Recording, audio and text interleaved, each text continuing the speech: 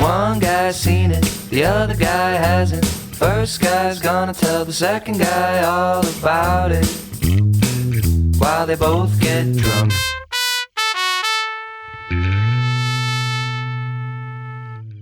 All right, welcome to a very special episode of your favorite podcast, One Guy's Seen It. Although today, things are not quite so simple. We've got our very first four-way.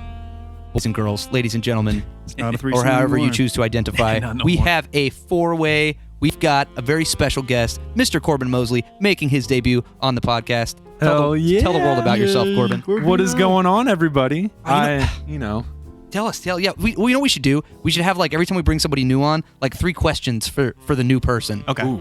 So we got to come up with them right now. What's question number 1? What's your major malfunction, numbnuts? Pretty good one. My major malfunction. Yeah, what really grinds your gears? Wait, grinds my gears or my personal malfunction? Do grind your gears. I thought you would get that reference from Full Metal Jacket. Oh, no. I did, but I was asking, like, personally or with people? Yeah, like, what's the content? Yeah. No. So biggest pet peeve. Oh, dude, fucking people driving. I fucking hate when people cut me off and just, don't act normal. I almost got in a fight today, Yeah. Nice. It was awesome. I was on my way to the office and almost decapitated someone. Fuck yeah, man. Yeah. Driving fucking blows. They probably would have deserved it, It's Decapitation Thursday, man. It's the day. Is that what it is? It's the day. Well, awesome. Okay, so question number 2. What do you got, some? You're the question meister. Everybody ask Corbin. Well, he knows me the best. Yeah. You got all the behind the scenes knowledge. Yeah. Favorite type of movie? Ooh, okay. Like either genre or just plot wise. Besides porn. Like can be comfort besides man, pornos, you know my quick answer was gonna be, dude, the storylines in porn. Dude, I know it you gets to love- the point so nice. I know you love Production your values have Asa gotten way better. Akira. I know you love her. Your Riley Reeds of the world. I actually haven't seen her Didn't she in a while. deep throat a microphone on like one of the Logan On Logan Paul, on yeah. the Paul Oh my God, podcast she or did. something. She That's did. right. Anyway, Imagine what moving those on. Sorry, waveforms moving look on. like. Oh my God. They're probably really Aggressive Favorite waves. type of movie, I would Yeah. say probably anything relating to I guess like nonfiction. So like true movies. Like that's where I based Like- on based on true stories pretty Yeah. much. So right, that's nonfiction, right? Yeah, nonfiction, I'm not- yeah. Nonfiction. Okay, I'm not that drunk yet, so you're good. just making sure. So the making sure, real making sure. shit, like true crime and Yeah, And, yeah. Or like love a good action movie. Mm-hmm. nice. Or if anybody's seen it, Almost Famous is it's one of mine, man. It is. Yeah, 4 guys have seen it. Yeah. Four guys have seen Four it. guys have Guys seen have that seen here. it. We all, Okay, Nice. favorite alcoholic beverage. Nice. Ooh. that will probably have to be vodka with some soda, either Topo Clean. or something like that. But the vodka would have to be Tito's right now. Okay. All right. It's only a little fruity. That's fine. Oh, dude, I'm completely fruity, and yeah. I dig it. Some people know me by being a little fruity, and that's okay. Nice. I don't mind. I'm Embrace comfortable the enough with fruit. my sexuality. It to really say sucks that. to be in the worst shape out of everybody in this room. That's a lie. You are That's a not in lie. the worst You can see my love handles. I saw everybody with their shirts off earlier. Dude, you've been eating wait. prime Dude. Japanese sushi for a year. Yeah. You feel better on the inside Yeah, than you any do. of us. I have no mass. To take back to that, we were not completely shirtless in front of each other for no reason. That is true. Well, We were doing a cold No, plunge. we're fucking queers. Let them know. Hey, Well, I mean, that's for later. I mean, It's we okay to we be take our queers. pants off later. I'm not saying it's not. I'm just saying. gosh. And we're talking about this while drinking baby beers, so I guess Baby we are beers. baby Don't beers. give me shit for the baby Yeah. beers, all No, right? Well, we all did a cold plunge earlier. Yep. And then we forced Jeff to do it. Fucking assholes. And it turned into a dick measuring contest pretty quickly, just to Yeah. see who could stay in there the longest. And I think Carlyle beat us by like a minute. Yeah. So the fourth right, asshole you're bitches. hearing on our podcast is no stranger to the podcast. Hello, everybody. I'm Give it up. back. Give it up for the Carlos. Thank you. It's good to be back. Your favorite man with the Jew hair has arrived. Oh, you know what? And you never got the brand new inaugural 3 questions. Oh, I yeah. didn't. So what really grinds your gears? Oh, What's your major malfunction? Numbnuts. major? My mate. You know what really grinds my gears? What grinds your gears? Lois. People. People? People. People of all shapes and sizes? All of them. You know, you ever gone outside and like seen someone? I don't like that.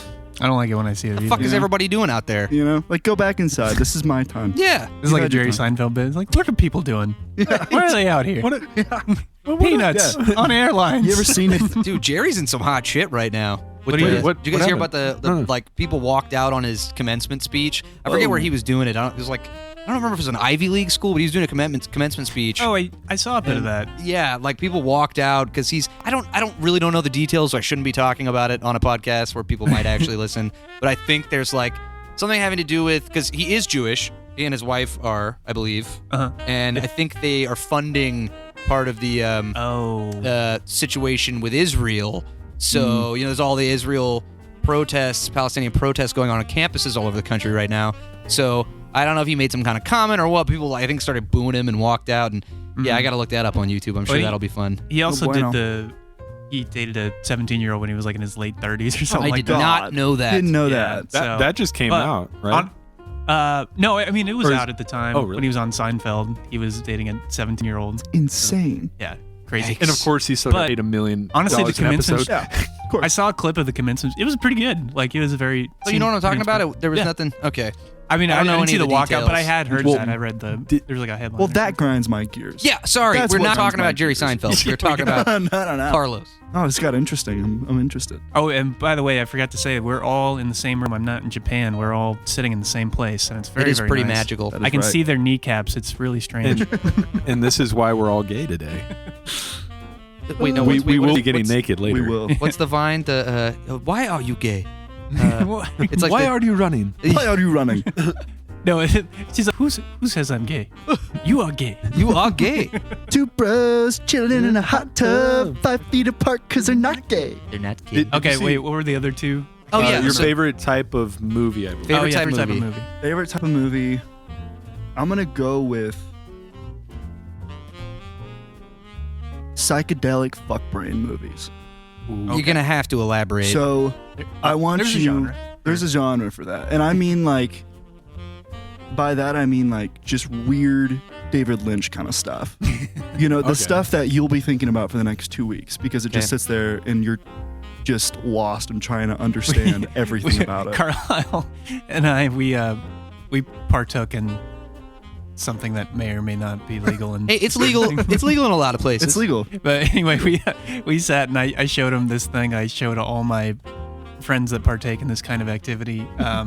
It's the end of 2001: A Space Odyssey, which is like the last 23 minutes of the movie. Yes. But it's Yeah. synced up with Pink Floyd's Echoes. Yes. No. And That the is- shit. If you've never seen it, like that's my gift to you because I it's felt like I was amazing. floating through space. I was sitting on that couch having a panic attack, but also coming at the same time. It was awesome. Which is what we're all after, really. Yeah, Yeah. I mean, Doing like- those two things at Yeah, once. If you've Freak never out had and that, have come. you ever lived? That's, That's come how on. you. That's how you know you've That's how lived. you haven't know. lived. You have not lived until you had a panic attack while ejaculating at the same time. Right. I feel like I have a panic attack every time I ejaculate. Yeah. I'm in a constant state Shit. of panic. What if I die? What if I have a heart attack right now? I think about that all the time. Like, what if I just had a brain aneurysm right now? Yeah. And I was just fucking over. It really fucks up your partner for Yeah, their- dude. for life. You just Yeah. fall on them. Just You're like- done. I can't Yeah. just enjoy anything. They're like, oh, are you finished? Oh, you're actually finished. Oh no, With this is life. why we Fuck. can't have Yeah, you're nice cooked. things, You're right? cooked. Good night. You're out. Oh, fuck. Wait, what was the last question? I The can't third remember. one Oh, yeah. was Oh, a favorite alcoholic beverage. Yes. Yes. Oh, favorite alcoholic beverage? I'm going Weller. Whiskey. Weller. Wow. Okay. Just straight. Yep, straight. Oh. Straight. Really?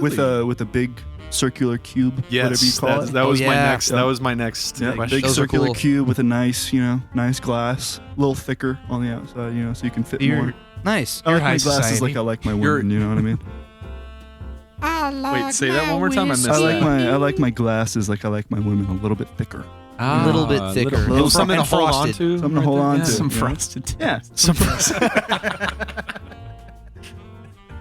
Thicker and frosted.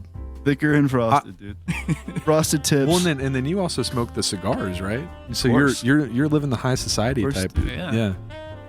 Today we are here to watch a very special movie to three of us. But Mr. Carlos over here is the Never one seen guy it. who is not. There has to be at least one guy who hasn't seen it. One guy for this hasn't seen podcast it. to work. It's true. So Yeah. even though it's three guys seen it, one guy hasn't seen it. Today we're watching Saving Private Ryan. Yeah, and I should mention that Jeff and I tried to do this the other night. We were we had been drinking most of the day, and then I begged him. I was like, let's just do this for I guess the whole reason that we wanted to do this is because in about, I guess, a couple weeks from now, it's going to be the 80th anniversary of the D-Day invasion, and we wanted to do it because it's one of our favorite movies, and we know a shitload about it.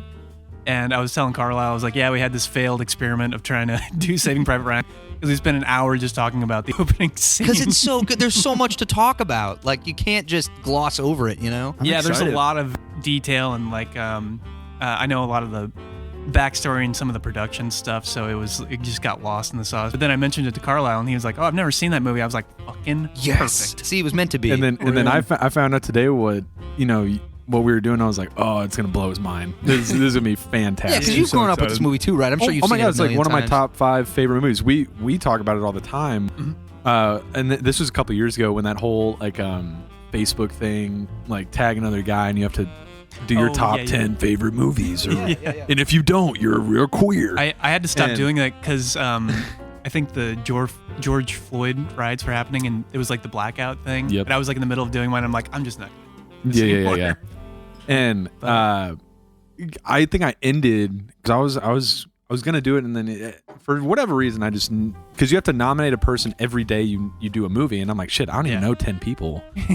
So You were or the 10 only people I one that really care responded. about to nominate. So I just kind of stopped doing it.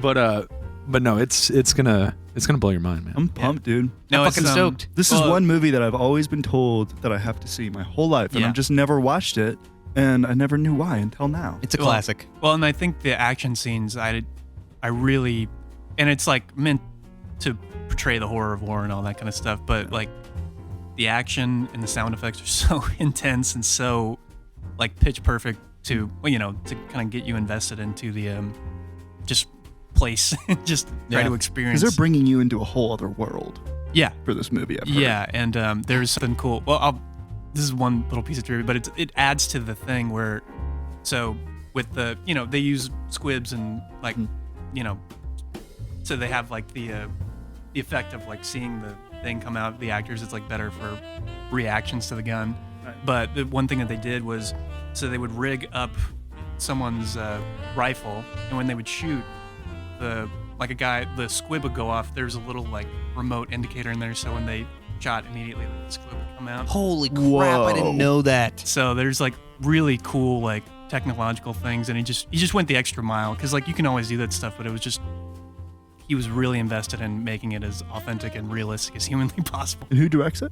Steven Spielberg. Spielberg, Yeah, baby. And he just went totally. He went from Jurassic Park Wow. to this. That's, You know what I that's mean? gnarly. And Ugh. yeah, when we watch it, we'll get deeper into it when we start. But yeah, Yes. there's some crazy like special effects stuff that he was doing, are really subtle, and the way that he shoots it is, he'll have really long takes of just a scene, and there's just so much going on. Anyway, I'm gonna stop talking. We'll start watching this movie. I'm Oh, excited, yeah. man. You boys ready? I'm ready. I'm I think it's game time. Let's All do right, it, man. to all 8 of our listeners out there, just remember, when you hear that trumpet, spoilers are on the way. If for some godforsaken reason, like Carlyle here, you have not seen Saving Private Ryan, spoilers are on the way. Fucking Gen Z. I know, dude. Yeah, you weren't even Young and- born when this movie came out. I wasn't, dude. Wait, Corbino, He was born a year afterwards. I'm Year after. 99, baby. both of you are fucking babies. I hate you so Hey, much. at least I've seen it. Well, Yeah. dude, look, y'all are old, and I still have metabolism, so I'm feeling pretty Oh. good. Hey, over motherfucker! here. Shut Hey, up, man. metabolism. Hey, All I'm saying. I'm only 25. You don't have to go there. Yeah, These well, you know. motherfuckers are older than we are. You're already shrinking. I'm 2 years so, older know. than you, bitch. Go fuck yourself. I'm not shrinking. All right, we're all old as fuck. We're gonna do this podcast now. We're just gonna yell at each other.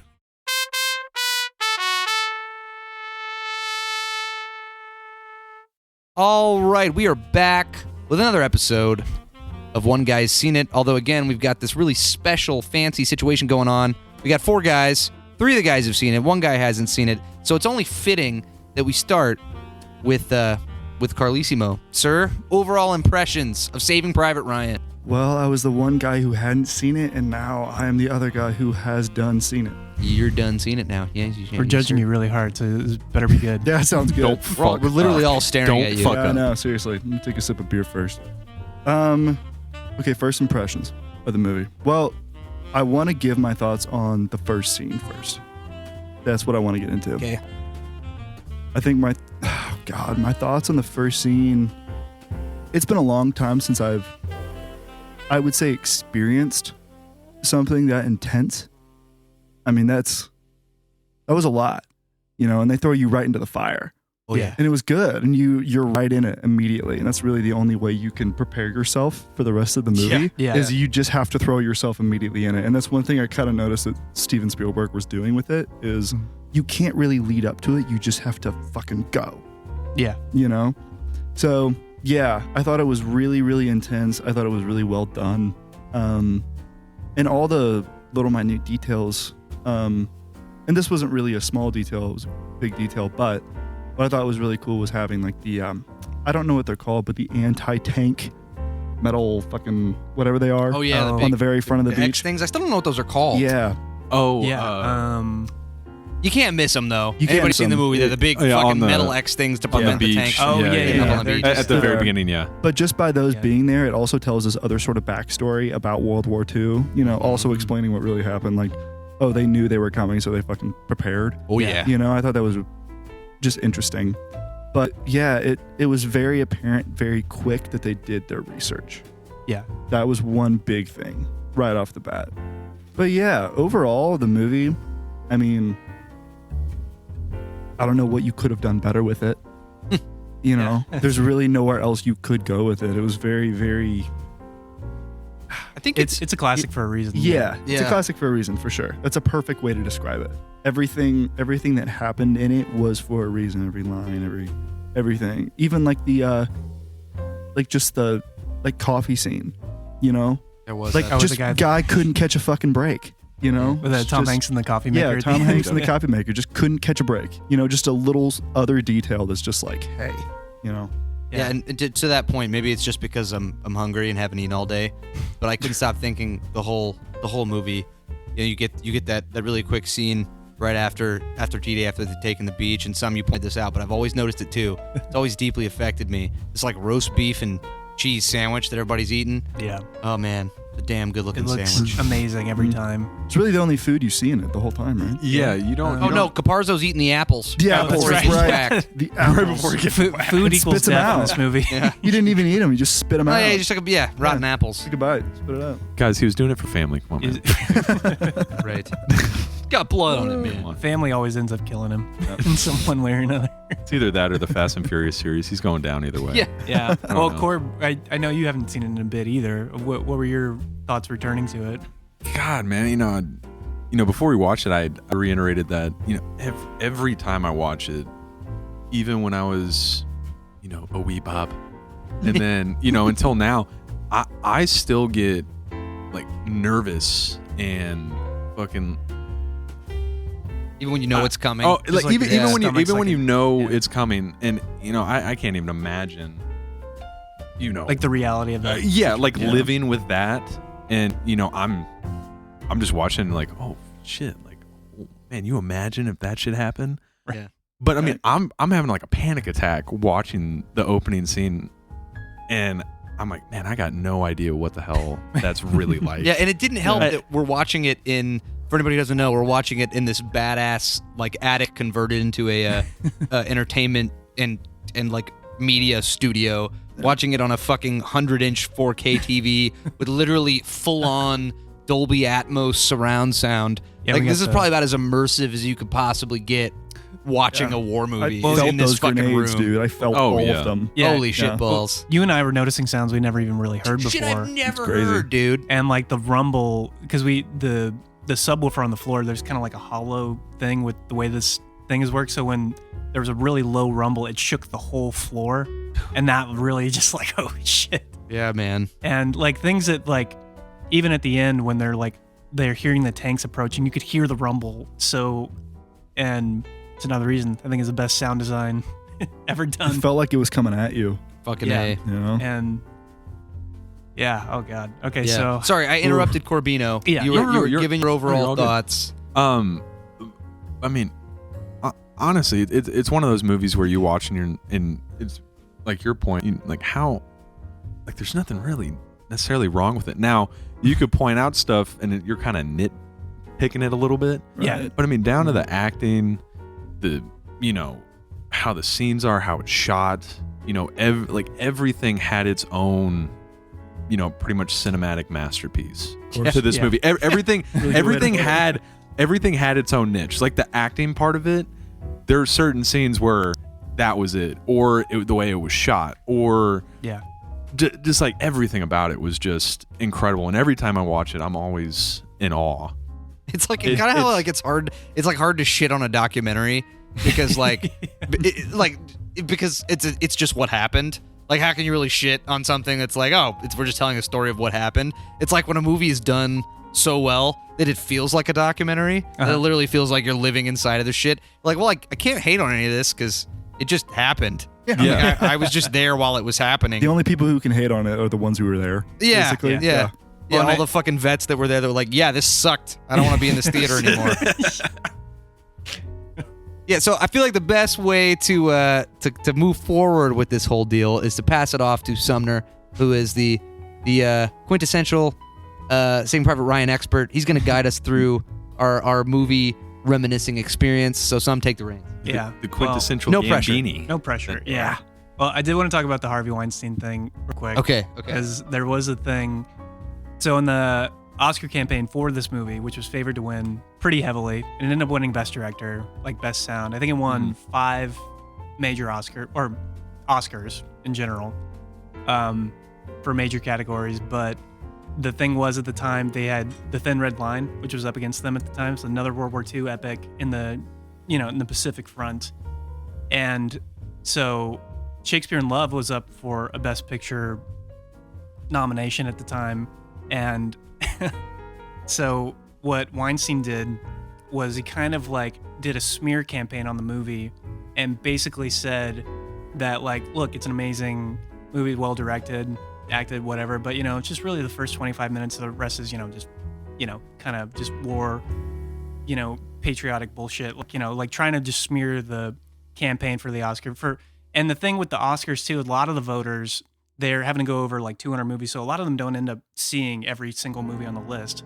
So sometimes those smear campaigns actually work if it's like too high profile or something like that. So it ended up smearing the campaign, and he ended up winning for Shakespeare in Love.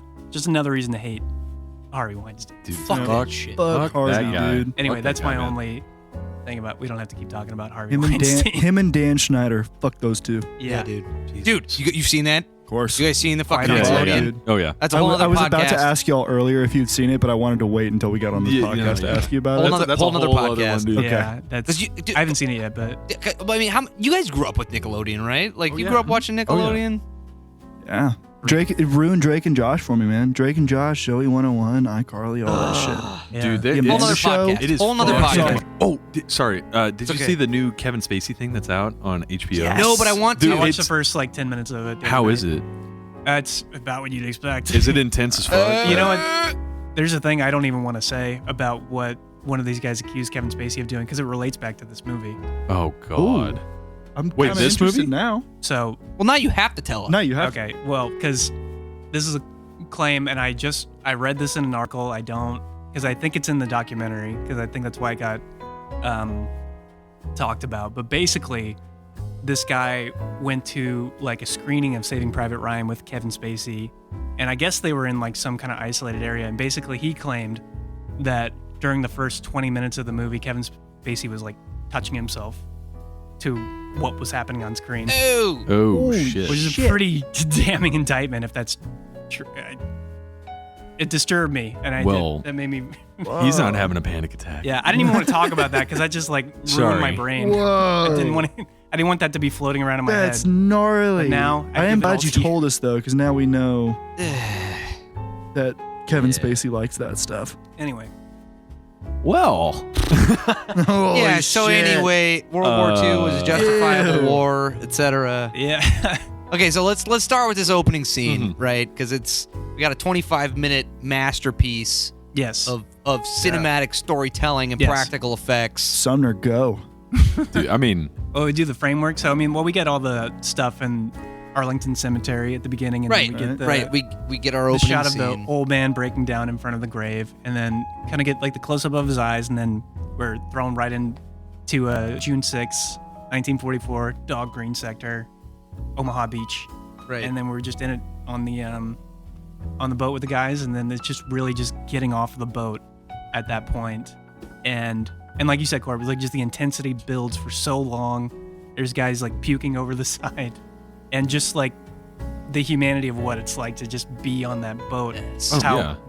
And it could be nerves. It could just be seasickness from just being on that fucking thing going up I and can down. guarantee you it's seasickness. Yeah. I mean, because the walls are so high, or at least from because it looked like it was above their heads on the side at least. Mhm.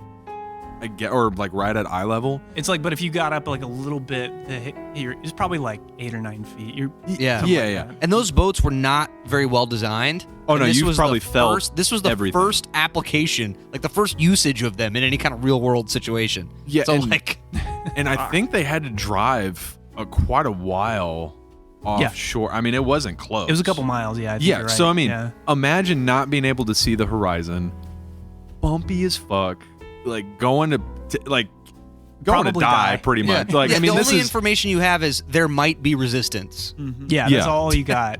And then you Exactly. get there They were and just everything. like could encounter heavy resistance, light Could resistance. encounter nothing.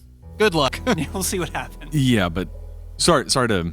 No. I have to interrupt you because I Yeah. wanted to bring this up because this opening scene was obviously hugely influential for like movie history period, right? Mhm. But as a 90s baby that got my first PS2 when I was 6 years old at a time when some of the most popular games were World War II games. The first video game that I ever owned that I got to play in my room on a piece of shit TV that had 3 channels was Medal of Honor Frontline, and the opening mission of this Medal of Honor game, like you could tell, and I think Spielberg actually had some kind of involvement with the production of that game. Yeah, it was his company, and that was his reasoning, was he wanted to get younger kids interested in World War II, was basically his whole thing with the Medal of Honor series. Which is kind of crazy when you think about it.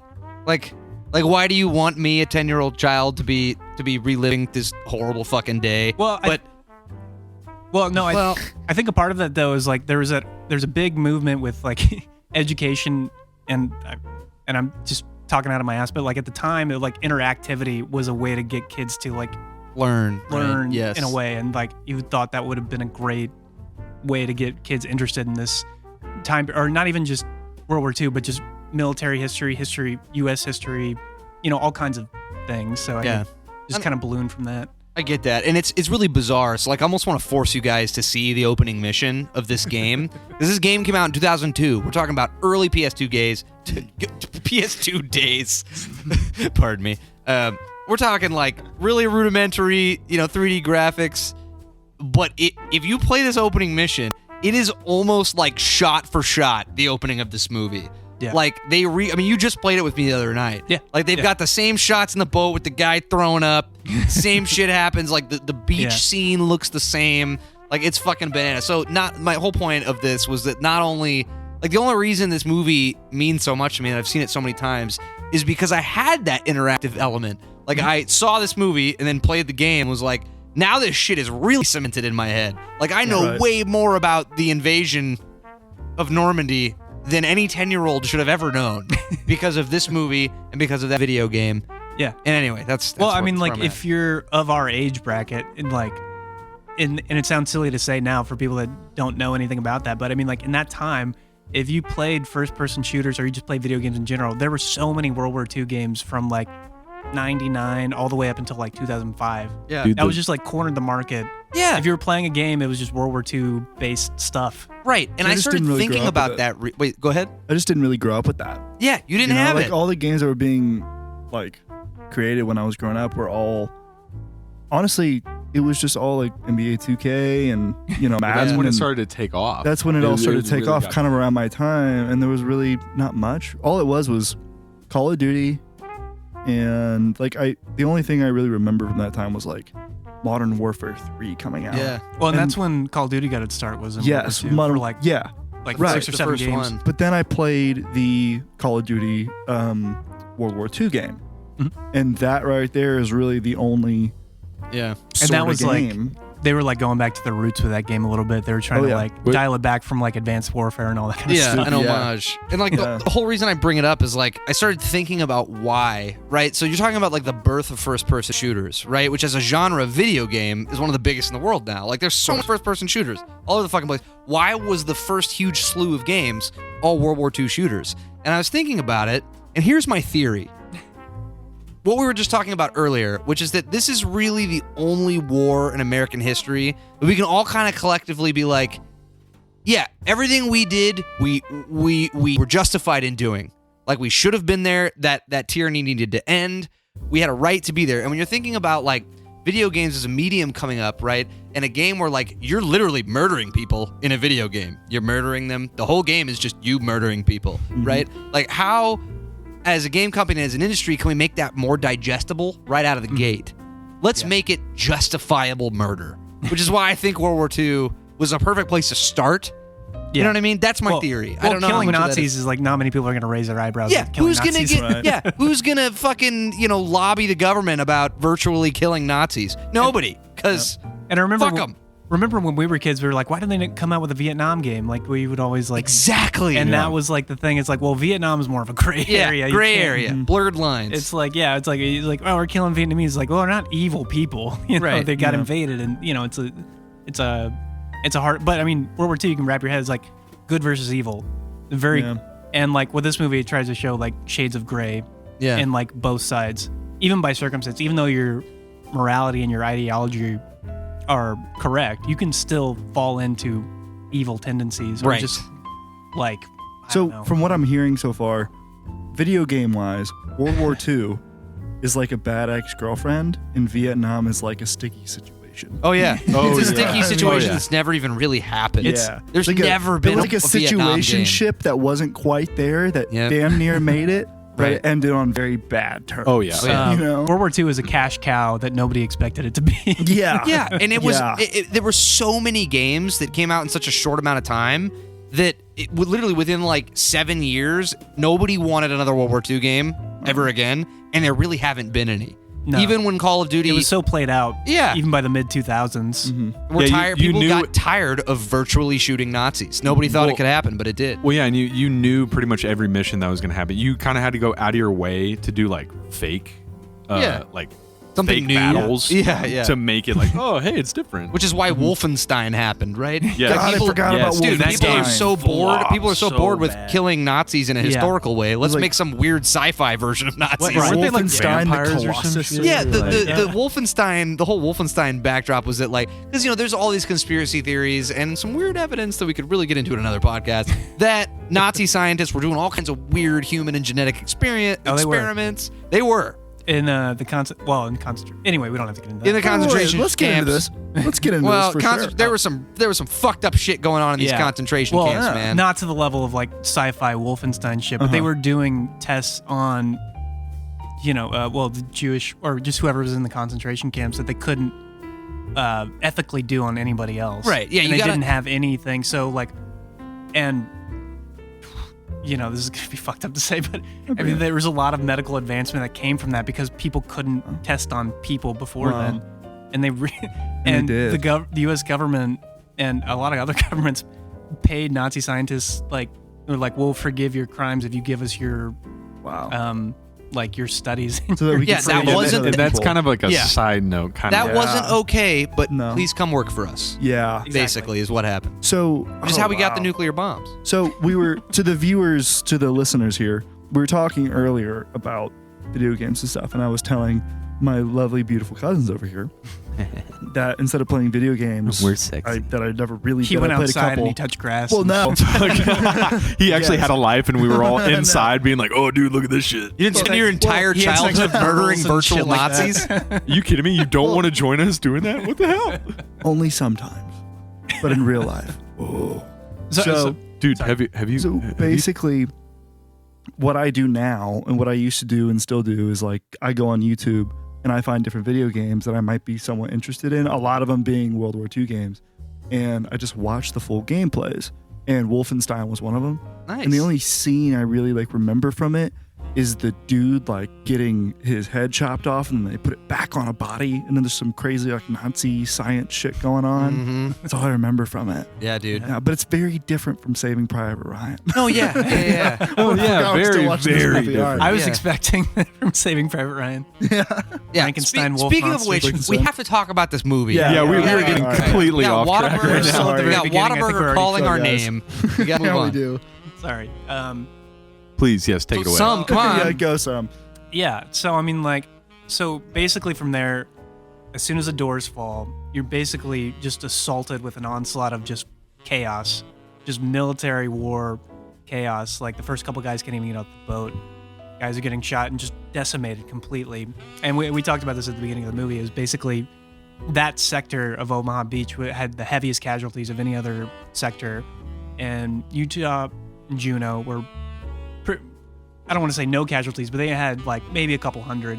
Yeah. As opposed to Omaha, which is a couple thousand easily. Yeah, and you pointed this out earlier that Omaha was mostly U.S. troops, and I think Yes. Juneau was a lot of like Australian, Canadian troops. Yes. that ate shit really bad. Yeah, and I think there are a couple of U.S. troops at not Juneau. What was the other one? What were you just Utah? saying? Utah. Yeah, they're at Utah.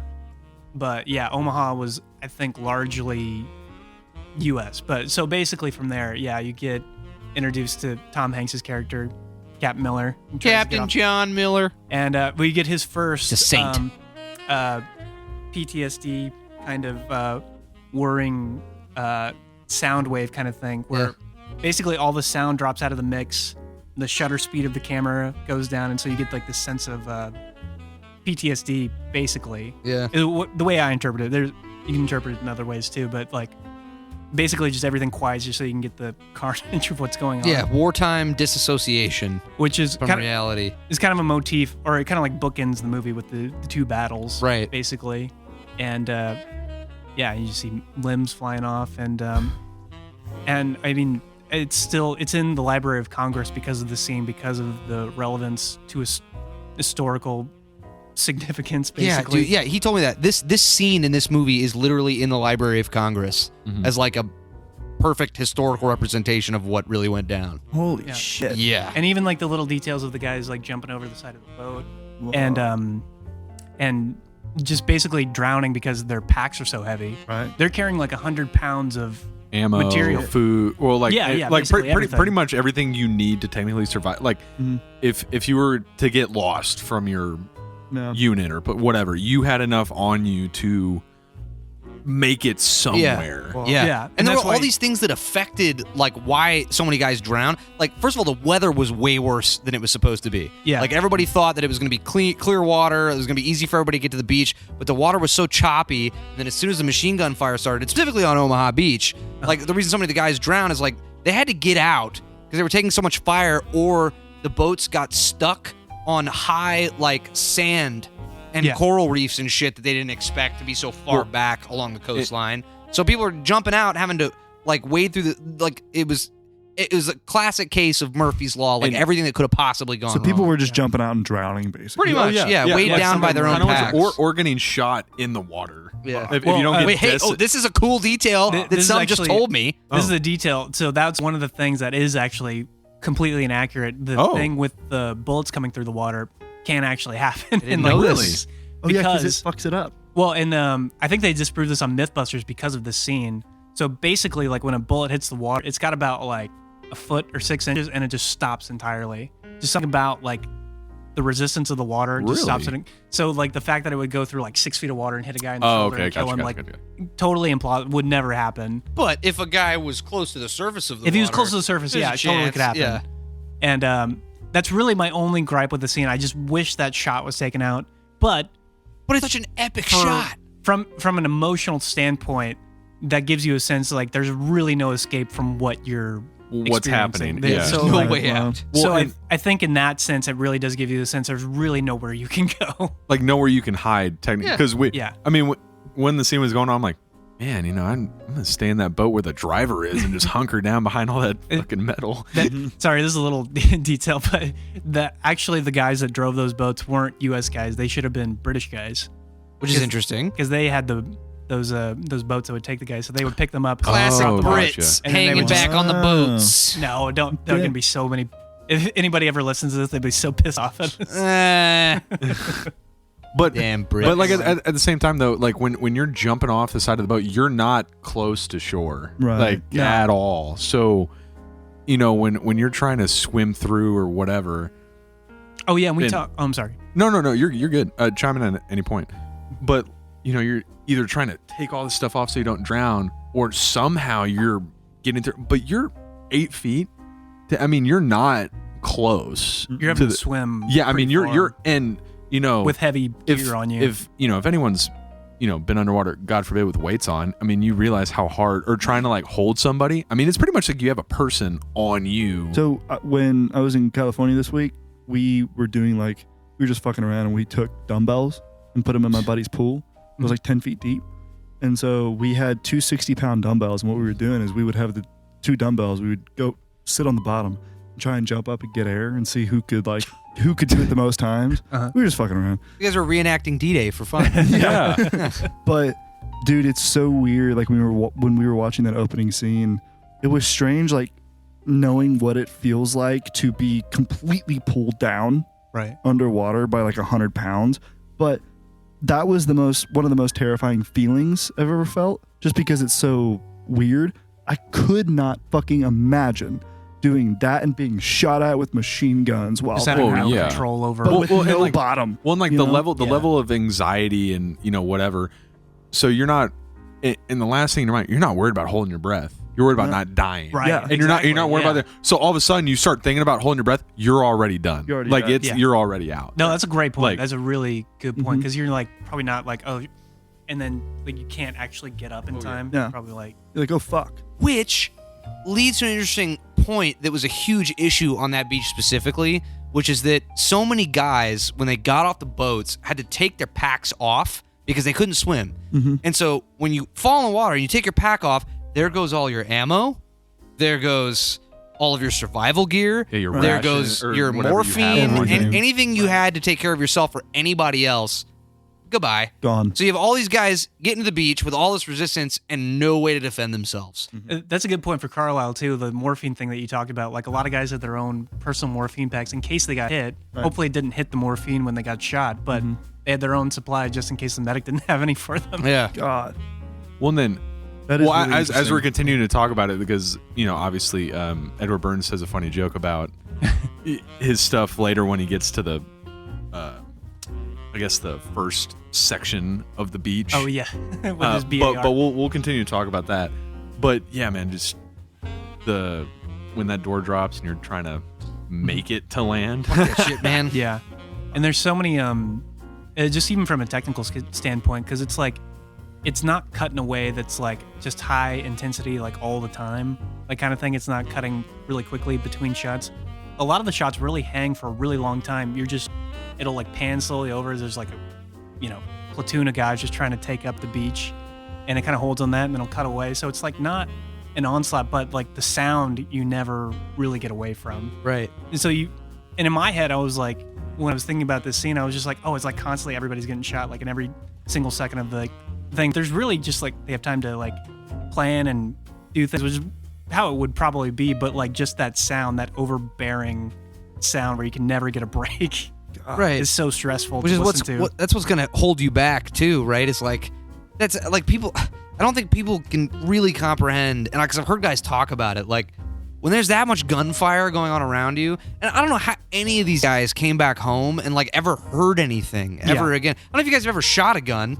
They're loud loud. as fuck. Yeah. Yeah. And when you got loud. them firing all around you all the time, you got guns coming at you and explosions all around you all the time. Like, how can you fucking hear anybody telling you to do anything? Like, the fact that so many people got, like, just held up and held up and held up, of course. Yeah, you couldn't fucking hear anything. Like, you're just sitting there just completely, like, paralyzed by a wall of sound around you. Shooting if a you've gun ever- without any ear protection is fucking painful. Yeah. It's Oh, awful. no, it's hurts. like- No, it is. If you even a high caliber round like going off like a couple feet away from you, if you ever heard that, it literally shakes your chest with how loud it is. Yeah. And Yeah, because, I mean, we're talking about, like, most people have fired a handgun, or a lot of people that we know have fired a handgun. Like, a handgun's one thing, right? On average, like 9mm. But these guns that these guys were shooting, the standard issue rifle was an M1 Garand, right? Which is shooting like a .308 caliber bullet. Yeah, It's a very 30-06. 30-06, thank you.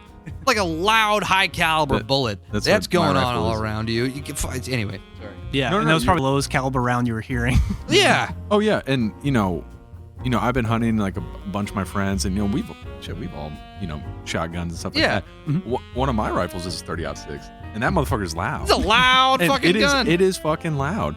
And my uncles, they have ARs and stuff like that. If you don't wear something, I mean, Yeah. your body's technically ringing because you're vibrating your whole chest, your ear, like everything. Yeah. And sometimes, especially my younger cousins and stuff like that, my whatever, Mhm. they'll get freaked out. Their body will kind of like you're not ready you'll for freak what it's you'll gonna freak sound you like. out. Yeah, Yeah. you'll be scared. And like that's from one round. Yeah. Mhm. So lesson learned, anytime you see a really old man who's like, what? Yeah. Bear Probably with him. seen some shit. Yeah. Give the salute.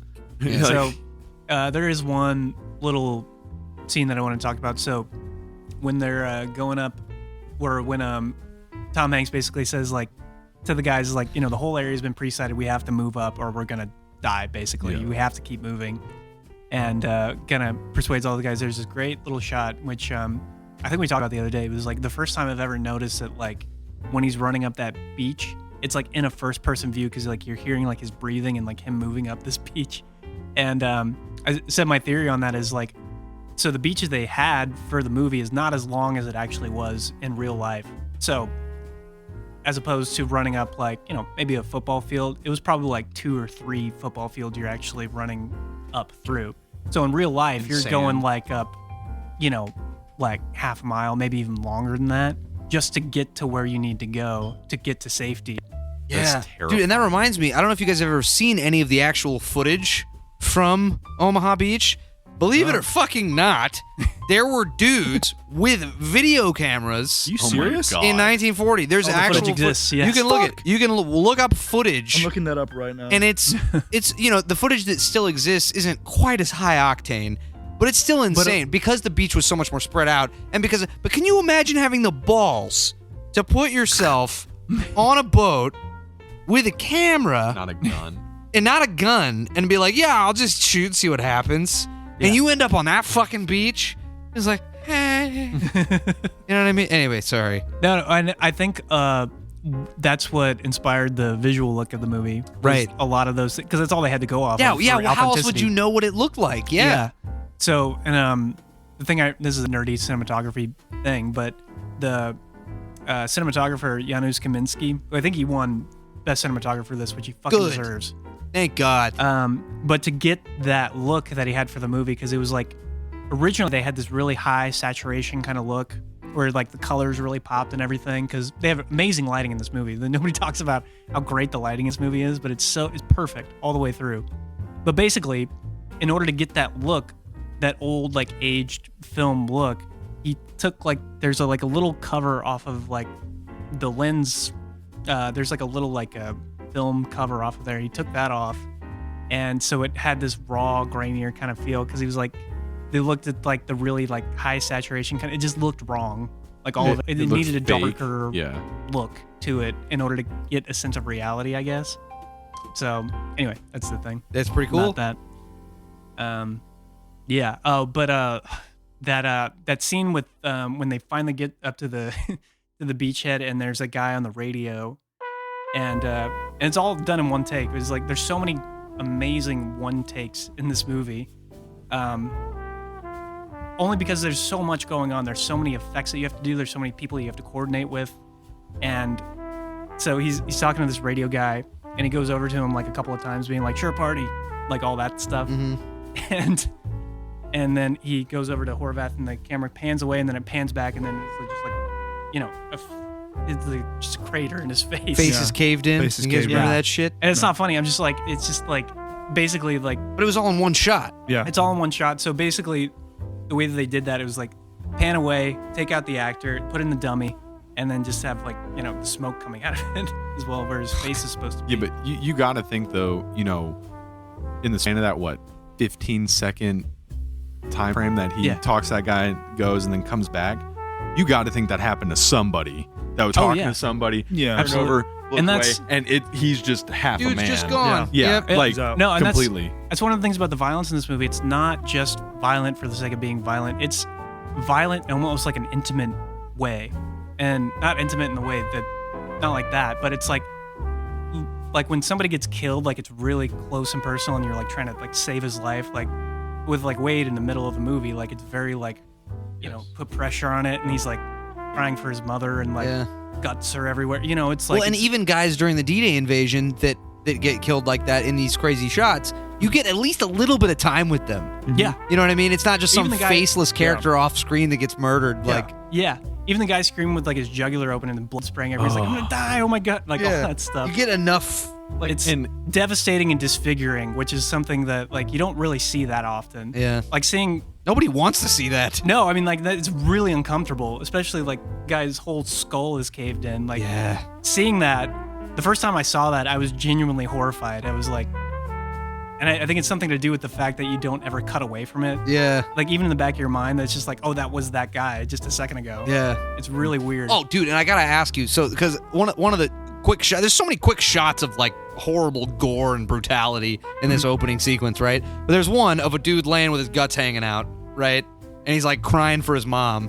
Fucking shit that stuck with me my entire life. Yeah, I've never I've been forgotten that. thinking about that this whole night. Oh yeah, that'll fuck with you, dude. Yeah. So like, I was curious if there was any kind of trivia about that particular shot that you'd heard about or anything about anything interesting about because I've never seen intestines look more real hanging out of Yeah. somebody Well, than they do in that shot. They do. I know they did it with Giovanni Ribisi's part at the end. So it's like they have kind of like a dummy vest on the guy, and basically it's just like a thin little thing, and that they can feed blood through, so that it looks like it's like bleeding like profusely.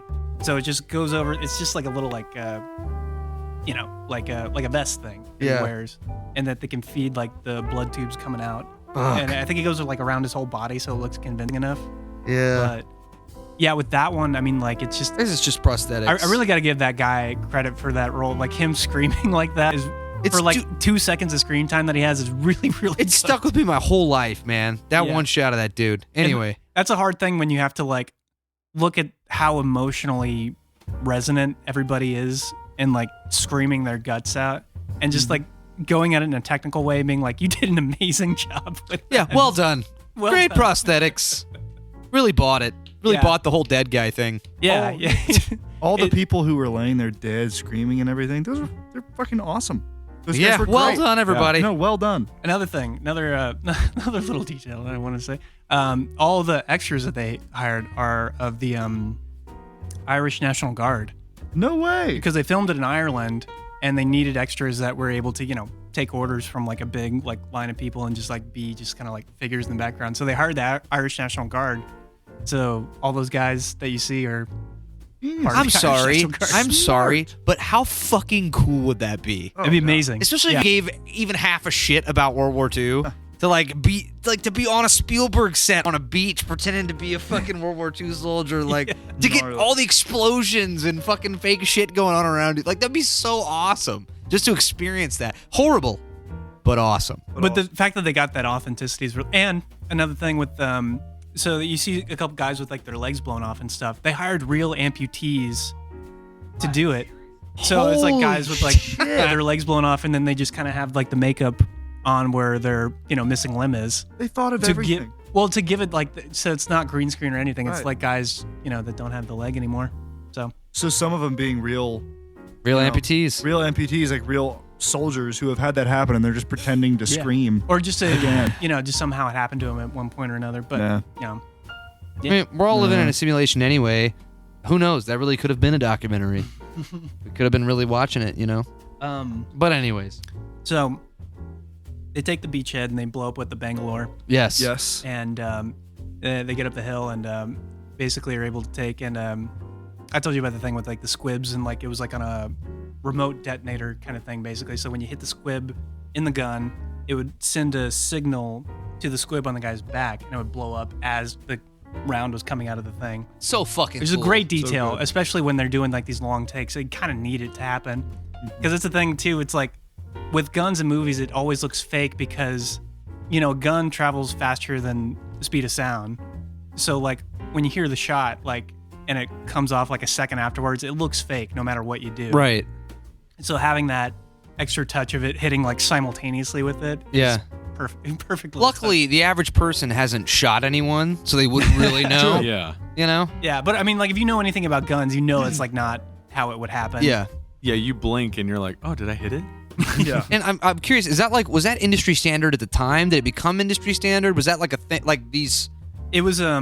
Spielberg basically demanded He it. pioneered it. Or Yeah. Like, Well, I don't think he pioneered it, but he basically was like, this needs to happen for Got it. the sake of the movie. I figured that was a thing that might have happened in like some westerns and stuff. I'm sure it did. Yeah, I'm sure he was not the first one to do it. But I mean, like, the technology at the time was still new-ish, so he might have pioneered the technology to make that happen. Some of the scribbing kind of reminded me of some of the gunfights in Tombstone. Like, I Yeah. wouldn't be surprised if, like, you guys ever seen Tombstone? Oh, yeah. Dude, I wouldn't be surprised if it was some of the same practical effects. But that's like some like with Tombstone at least, because like that movie's a little more cut up than this one. Sure. So they'll play that out like, yeah, we'll shoot the gun with. And then they one cut angle, to the squib. And then they cut to the squib blowing up okay. at the same time. So and that works. I mean, there's nothing wrong with doing that, but for the way that he did this with this like kind of like Immersive. documentary kind of camera following these guys around. Yeah, dude, the shaky cam makes it.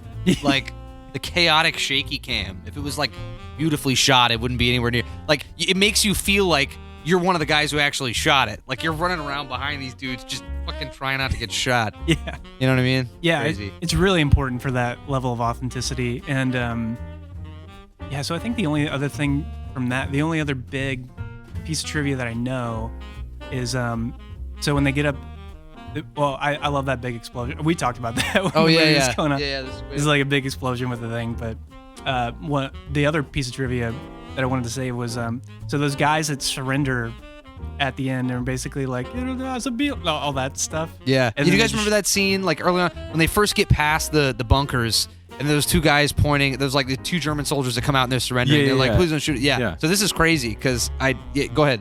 He's like, look, I washed for supper, and they say all that stuff, and like you're like, oh, that was that was not a cool thing to do. But basically, what those guys are saying is that I'm a Czech, I was basically kidnapped and forced into the German army. I'm a Czech citizen. I'm not a Nazi. Is basically what they're saying. But we don't get subtitles. The Yeah. only way you would know that is if you knew German or Czechoslovakian Czech. or whatever it was. Yeah, and you're watching the movie. Yeah, it's just such a thing that, like, only somebody who really, really cares about the movie So- or the historical context would ever know. When they walked up to the soldiers after they shot them, and he was like, Look, I washed for supper. And Yes. like making fun of what he said. Yeah. That's not what he said. That's not what he said. He was just saying, like, he was just like, making he fun was of him. making fun of the guy, Because he's like, pissed off because all his buddies probably Yeah, got killed. I don't give a shit what he said. He Yeah. just fucking killed all of our friends back there. Okay. He's dead. Yeah, so it's like, but it's like that's like the gray area that like you experience. Like you do something like that. Well, like I'm not in the wrong. They killed all my friends. Like that's not the whole story. It's not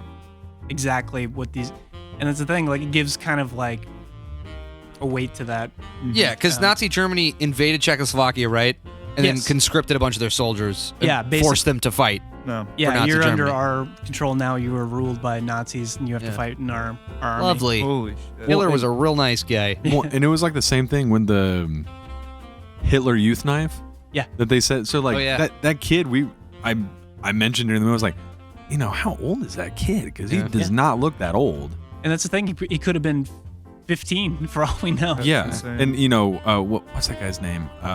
That's crying with the knife and Adam Goldberg. yeah. Mellish. Yeah, he was in Dazed and Confused and a couple other things. Forgot he was in Dazed and Confused. Holy shit. yeah, he's the guy that gets I in think the that's fight yes!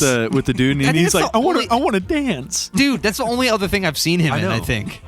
But to think about that, like he's crying, and you're kind of trying to understand why. And it didn't take me until a couple times when I saw, I was like, oh, like it's a kid.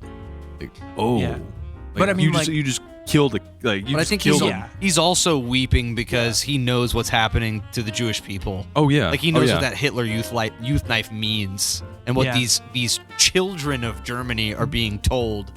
But after going through hours of battle, there's you just sometimes you just have Oh, like a yeah. lapse, and where Oh, you're yeah. just like you're not even in control of your own emotions anymore. Kind of like getting out of a cold plunge. Yes. Yeah, completely. Which we did this morning, everybody. Well, in the other scene, I want to I want to chime in about is him getting the sand and putting it in the tin. Oh yeah, and you see that's a little detail. and Horvath. you see all the places like Italy and Africa, and then now it's he's there at D-Day, and so you have all these.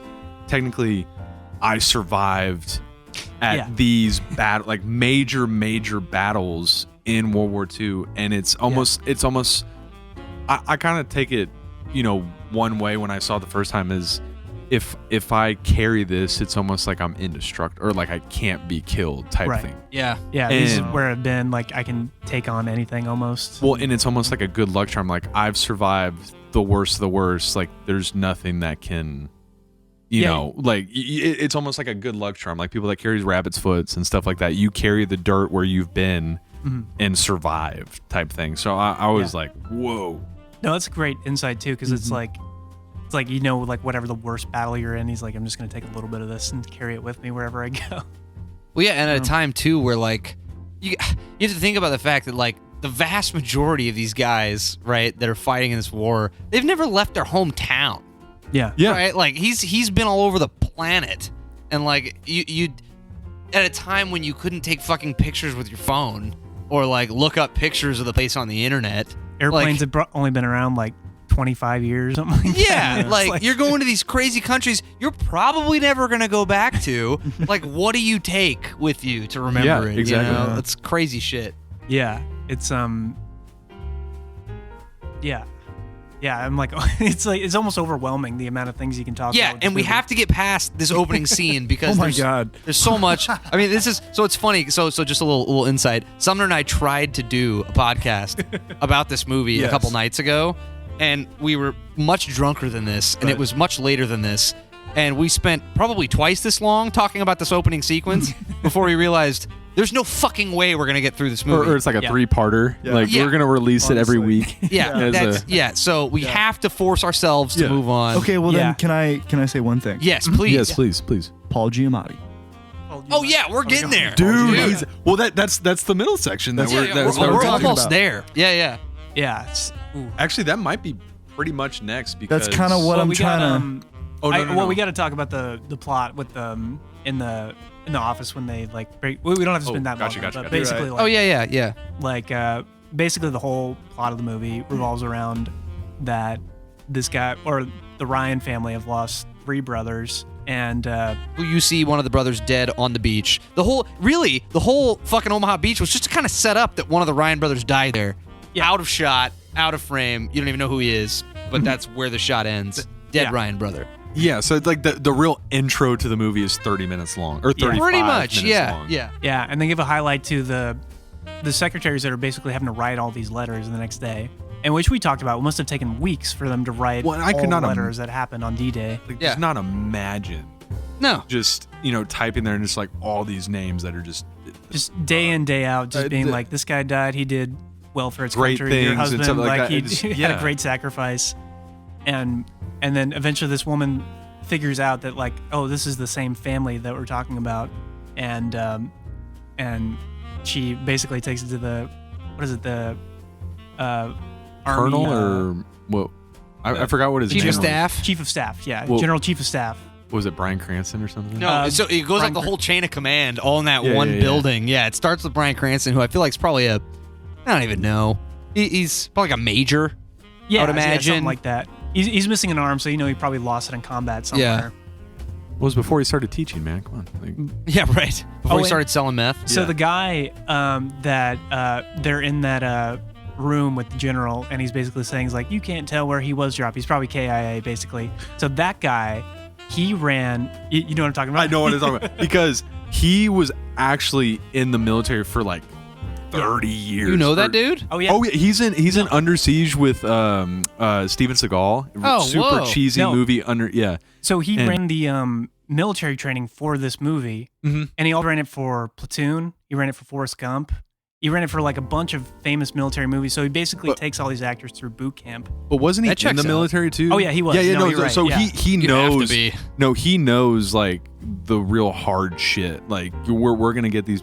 We're gonna get these dudes ready. It's gonna look get these real. Pussy actors into shape. It's like that dude is the real deal. Like he pretty much took what he learned in the military and then made a career at it, like in military movies. Fucking crazy. Like it's ridiculous. Well, the guys were talking about that too when they did it, because Tom Hanks had done it before, done Dale Dice training for Forrest Gump. And so he knew what he was getting into, and all the other guys were like, oh, it's going to be like, kind of like a resort weekend kind of thing. So when they went there, they were like, oh, it's boot camp. We're not doing anything different. No, they what was it, like a month or like 3 weeks or something? Yeah, I think you're like right. they went through the shit. Like it was like this is what it was like. This honestly, you're kind of getting the cake of what it was like. Yeah. But this guy kind of, went after him. Yeah. And he's like, no, you're going to be ready. This is what it's going to take. Tom Hanks went from something bit me to earn this. Just within a couple years. Something bit And Something bit me. so they took all those guys through the boot camp, but Matt Damon didn't go to the training because Spielberg wanted them to have a genuine disdain for Matt Damon. Oh, like because he a real didn't have to go hatred? through the training. Wow. Ah. I wanted him to look green and hateable. And Edward Burns said, fuck this guy. This guy looks like a dick. Ryben, we're going to have to give our flowers to. My personal favorite character in the movie. But I love Ryben. We can get there. You know what? I think my favorite character is probably... I think Wade is probably my favorite character. I don't want to think about Wade. I don't want to think about him either, but I just like... Of all the guys, that was probably who I'd be like the most sympathy... I feel the most sympathy for, because I feel like that's just like how I would be in those situations. Right. Yeah. And I think... Well, we talk. I guess we can talk about the characters. Just give a general outline so it's easier when we go through the. I mean, we're about to get where we meet them, right? So we get this whole thing where they find out that all but one of the Ryan brothers have died in combat, and you get this really epic speech from the chief of staff who quotes an Abraham Lincoln letter from a thing that happened during the Civil War where a woman lost all 5 of her sons. And he kind of quotes it, and it ends up being kind of a centerpiece for the movie. Yeah, it's kind of like a little motif. It's another bookend. There's a lot of bookends of the movie. Like the end of the movie kind of like sets up the end of the movie in a lot of ways. Right.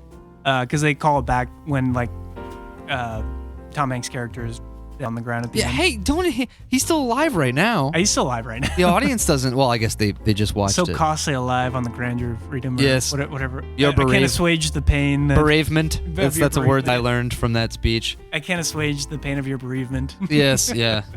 So yeah. Abraham Lincoln. I want to know everybody's favorite characters. Wait, but we're about to get. Okay, hold on. We got to get to where we introduced them. Okay. Right? Okay. So you get this scene. And then, so the chief of staff decides at all costs we are finding this last Ryan brother. We're gonna go get him. They don't know where he is. They're gonna go get him. And of course, this mission falls to Captain John Miller, who just magically survived the invasion of Omaha Who's been Beach. through like the work? So he's gone through D-Day and basically had to clear out the minefields to get to these 88s. And he said he lost 34 guys. Yeah, you get that quick little conversation where you realize that between seeing him take Omaha Beach and then now being back to him, he's been through some serious shit. Like him and his dudes across these minefields. He's lost fucking 40 dudes. Yep. And he's tired and wants that sandwich that's being made over there. They're getting coffee and sandwiches. He fucking pieces of shit. Yeah. And we got another one for you, John. This one comes straight from the top. You gotta go find. We always joke about that look that Dennis Farina gives him for a second. He's like, we had to clear these high density minefields and stuff. He just gives a slow look where he's just looking at him and then he just looks back at the paper very slowly. Yeah, and I've spent years wondering really what was behind that look, and I think on this viewing, I finally got it. Uh-huh. And it's that dude, whatever his position is, has not probably seen a whole lot of combat. Yeah. He's been kind of in the like command post. He's an older guy. He's like in his 50s probably. Yeah, older dude, kind of behind the scenes. And then he's talking to Miller, and for a moment, Miller is his peer because they're talking semantics and blah, blah, blah, blah. And it's like for a moment, he realizes, oh my God, like Miller's seen some shit that I can't even comprehend, and he's talking about it as casually as I'm talking about shit I don't even fucking understand. No, that's perfect. I feel like that's the only way to take it, right? I feel like, no, I think you're exactly right. Okay. I feel like there's just that moment of disconnection, and it's even like set up at the beginning with the sandwich and the coffee. They just have all these amenities that the grunts don't have. Yeah. They're just like on the grounds, like, oh, I guess we gotta take our K rations or whatever the fuck it is. Yeah. Spam and eggs. Yeah, and they get like fucking get Reubens with nice cheese and coffee. And It was a shit. Reuben. That's what it was. Yeah, it was a And they're Reuben. like shaving with hot water and shit, and he's just Yeah. like, "What the Oh fuck?" God, you guys talking about food. I know. Well, and We're then- getting close. Well, and then right after that, he goes to find, Hopham. Oh, Upham, yeah. Because he's got to put a And- team together, Well, and we well, no, get he- what has been our favorite line for years. He gets the mission right before he goes to get Upham, Yeah. Well, yeah. and it's like we got to go find one guy. He's like, it's In not all going to be enormity. easy finding one particular soldier in one whole goddamn war. He's like finding a stack of needle and a stack of needles. No, it's like finding it because fucking what's his face? You blew it. You blew it. Come on, we've waited years for this. Okay. So you got what Horvath is like. It's like finding a needle in a haystack, and then Miller's like, it's like finding a needle in a stack of needles.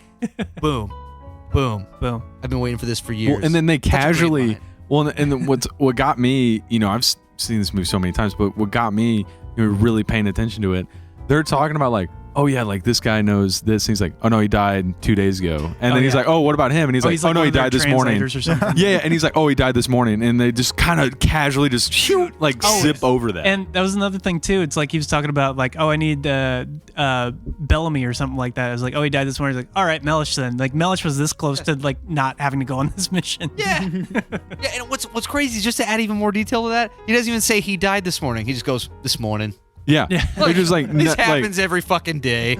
Like, Yeah, there's such a sense of familiarity, and that's one of the things I like about that too. The way that they talk about it, they're so not even callous. They're just like, it's just like another day at the office kind of thing. Like you were saying, like it's just casual conversation. It's probably what those guys talk like to a certain extent, at least. yeah, you got to disassociate from it somehow. It can't just be all doom and gloom all the time or you lose your mind. You Well, need a sense of humor, or at least a sense of duty or business or something. I have no and idea. that's going to come up in about a couple minutes, I'm assuming, because we're going to talk about one thing after he goes to get Upham.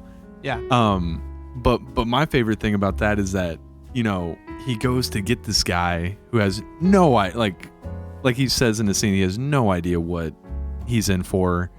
He's green. He's never seen. Oh combat. yeah, no. He Yeah. goes like, I haven't fired my weapon since basic training and everything and all this stuff. And he's like, well, just get your stuff. And he's, no, can I bring my typewriter? And he just holds up a pencil. And he's like, This is what you that's get. about it. That's a great little like visual reveal. It's just a good God, joke. it's This was your life, and now hilarious. this is your life. well, and Get then used to it. well, and then when he's like, yeah, you don't need that shit, and he just like throws like half Yeah. the crap he has on the ground. If someone falls, you'll need that. Well, yeah, you'll need that. Which is a good little ad lib. I got a feeling like that's an ad lib from Tom Hanks in that moment. I feel like a lot of it was that a ad-lib. souvenir. Yeah. That a Yeah, souvenir. That a souvenir. Take your time, Corporal. Yeah. Take your time, Corporal. So we've been introduced to Reiben and Horvath, Upham, and Caparzo, and Yeah. so I think We got the main guys, so Well, now we we got can do Wayne. favorite characters. Yeah, from the Vin, squad. Vin Diesel is Caparzo, right? Yes, he Yeah, was okay, okay. Caparzo. Yeah. So Carlyle. Tragically. Yeah, died tragically. Yeah, Carlyle, you got a lot of You got a shit favorite thrown character? at you for 2 hours and sorry, 45 yeah. minutes, but did you have anybody that you thought, that's my guy? Private Jackson. Yeah, that's a good pick. Barry Pepper, who was Yeah. also in The Green Mile with Tom Hanks. He was? Was, yeah, Like, that we was a should good point pick. that out. Yeah. Very nice. But yeah, honestly, there's really no other reason other than the fact that I just love how bucket he is Yeah. and how he's just all in no matter what. And before he's just about to mow people down, he's praying the whole time. But he's Yeah. also like, yeah, watch me, bitches. I'm fucking this up. You Right. know? Wait, The who- good wait. Lord made him a fine instrument of warfare. Yeah. Oh, the Yeah. snipers. Yeah. Well, we were talking about too at the beginning because this is something I noticed. I think that Miller, Tom Hanks's character, I think that Jackson is his favorite, guy that he's got. Absolutely. Yeah, I think he just he favors him because he's a good soldier, Yeah. does whatever he asks him to do. Even on that bullshit mission, like towards the middle of the movie, where he's like, "Who's going left?" and he offers to go left for him. I feel like there's a genuine respect between the two of them. Yeah. He's like, I got it. Don't worry. Yeah, basically, He'll like just he's take like on his ace in the anything. hole. Or even when he's like telling him to go up that thing, he's like, "Wait for my command." He Yeah. he gives him more care than all the other guys. Like course. he cares about him like almost like in a fatherly son Yeah. kind of way. They don't Yeah. like hammer it in your head, but Because they're very similar. yeah, They're both in the way that's just like, okay, this is what we have to do. I'm going to do it. If Yeah, someone they- has to do it, I'll just do it. Yeah. yeah. There's no waiting around. There's no hesitation. They both just go to it. Where with everybody else in the group, in the in the squad goals, like Squad you said, goals, Jeff, hashtag. Everybody else they show a little bit more hesitation throughout certain parts of the movie, but those two are the only ones the whole time that never show an ounce of hesitation. Yeah. And they're very opposite in that way, because like they comment on Jackson's character having like clear conscience at some point, Right. and being like he's like totally with his faith and everything, he doesn't need to worry about like the morality of what he does, and like where Miller's character really does grapple with that, but he has a way of rationalizing it, even in that scene in the church where he's like, it's like, if I lose your men, like I save 10, 20 men. Doesn't necessarily make sense. That's just what makes him feel better in his heart. This is Right. what you got to Of do. course. This is what you have to do in order to get through it. And he even does like a little smile thing. He's like, and that's how simple it is. And he's That's- like, I don't even think he believes it. He's just like, that's just what he tells himself. That's what I have to do. And I think about it too from like a military perspective, right? If you're a captain, right, and you got this squad of guys, and everybody kind of has their own speciality, right?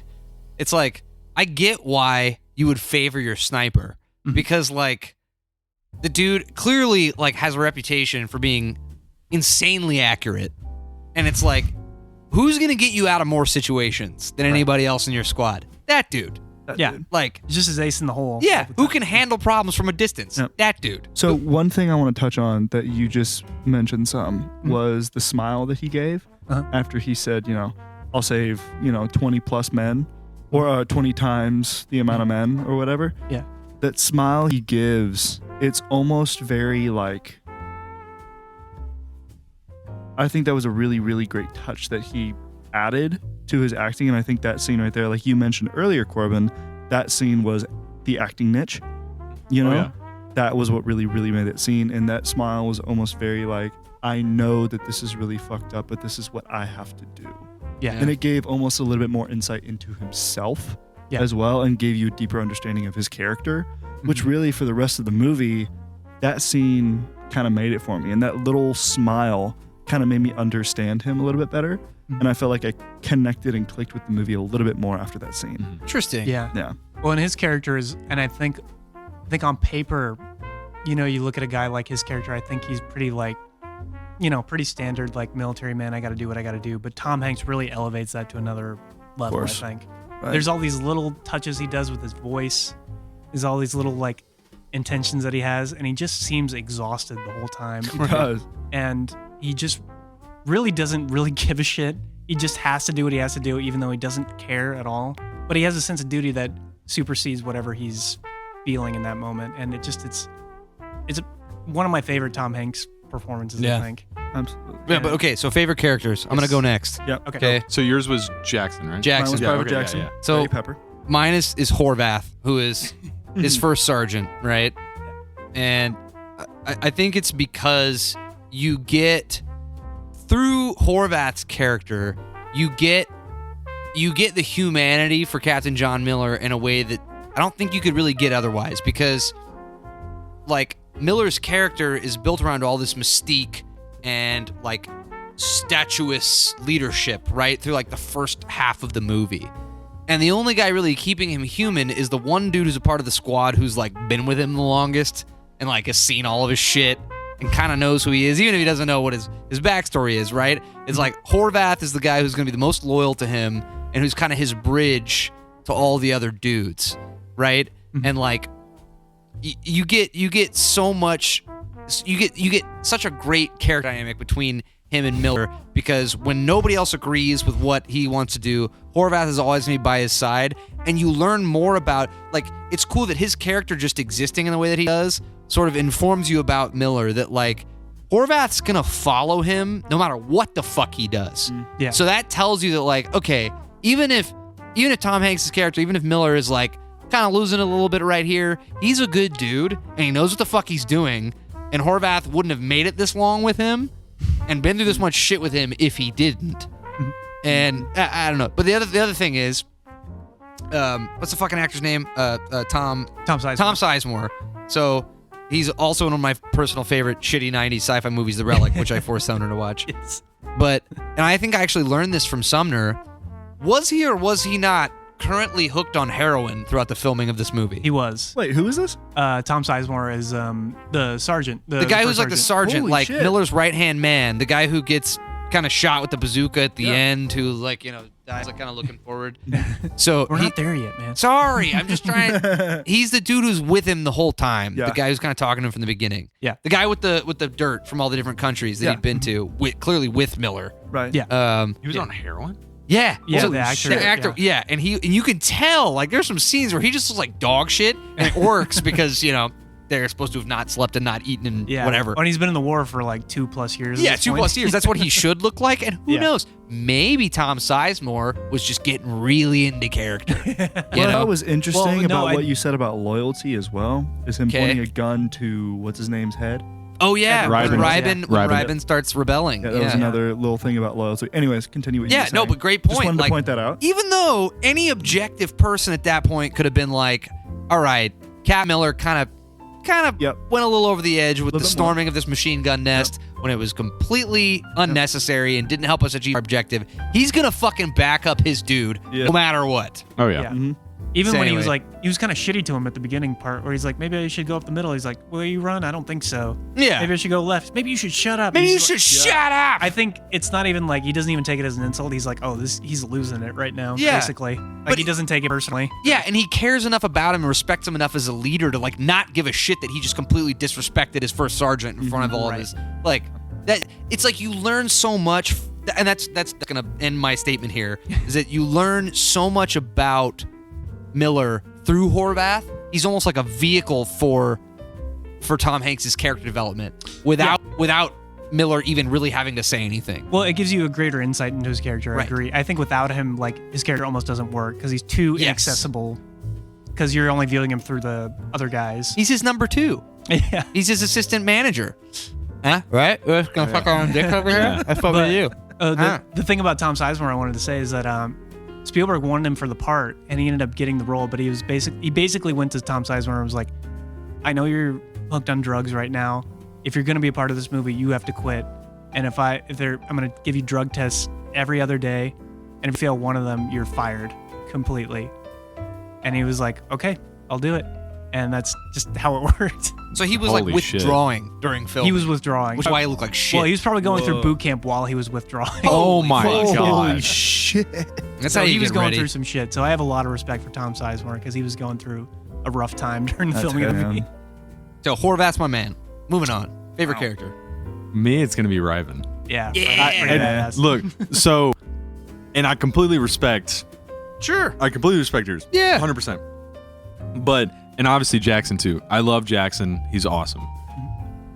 The reason I love Ryben or Edward Burns so much in this role is that he is, and the three in general, they're kind of, with Tom Hanks, those 4 guys, they are the drive to this movie.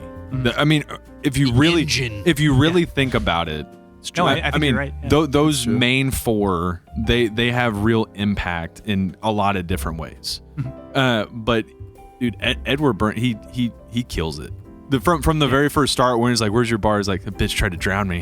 He's like, but like little bit of comic relief in a really bad time. Desperately Like- needed comic like- relief. Yeah. And, but It's not even like he's trying to make jokes. He just no, is that it's guy. just Yeah, he's just yeah. that guy. And then as you're going through the movie, he's almost like, I don't want to say human, but you understand completely where he's coming from. 100%. Like, oh, we didn't need to do, and he's the only one that really speaks up like Yeah. wholeheartedly, like, we didn't need to do this. Like, He's- you pretty much killed him. Like, especially when your character's defending Tom Hanks, Right. he's defending the entire, like, the other squad that, had to kind of live through what just happened. He has the He's- most character to Yeah, him. no, yeah. Well, he's got like a working class macho kind of attitude that he doesn't kind of shed for anybody kind of thing. And like that's kind of an element that you want in your squad, somebody that's going to tell you when you're fucking up. Oh, Like, yeah. You need a guy like that in order for like morale or whatever the fuck it is. Like you need a guy like for it to function. Yeah, unfiltered. Yeah. And And he can just be a dude with all the other dudes and just like bullshit guys about being like, dudes. seeing about Guys being dudes, girls' man. tits coming out of Yeah, a yeah, yeah. bra or something like or, that. or like in one of the scenes that I really didn't like for a long time, and then I grew to respect, is like when him and Jackson, they're going through the dog tags and all yeah. that shit. Yeah. And like Tom Hanks is there too. Like they're all sitting there, they're all like kind of joking about it, like as poker chips and all this other stuff. Yeah.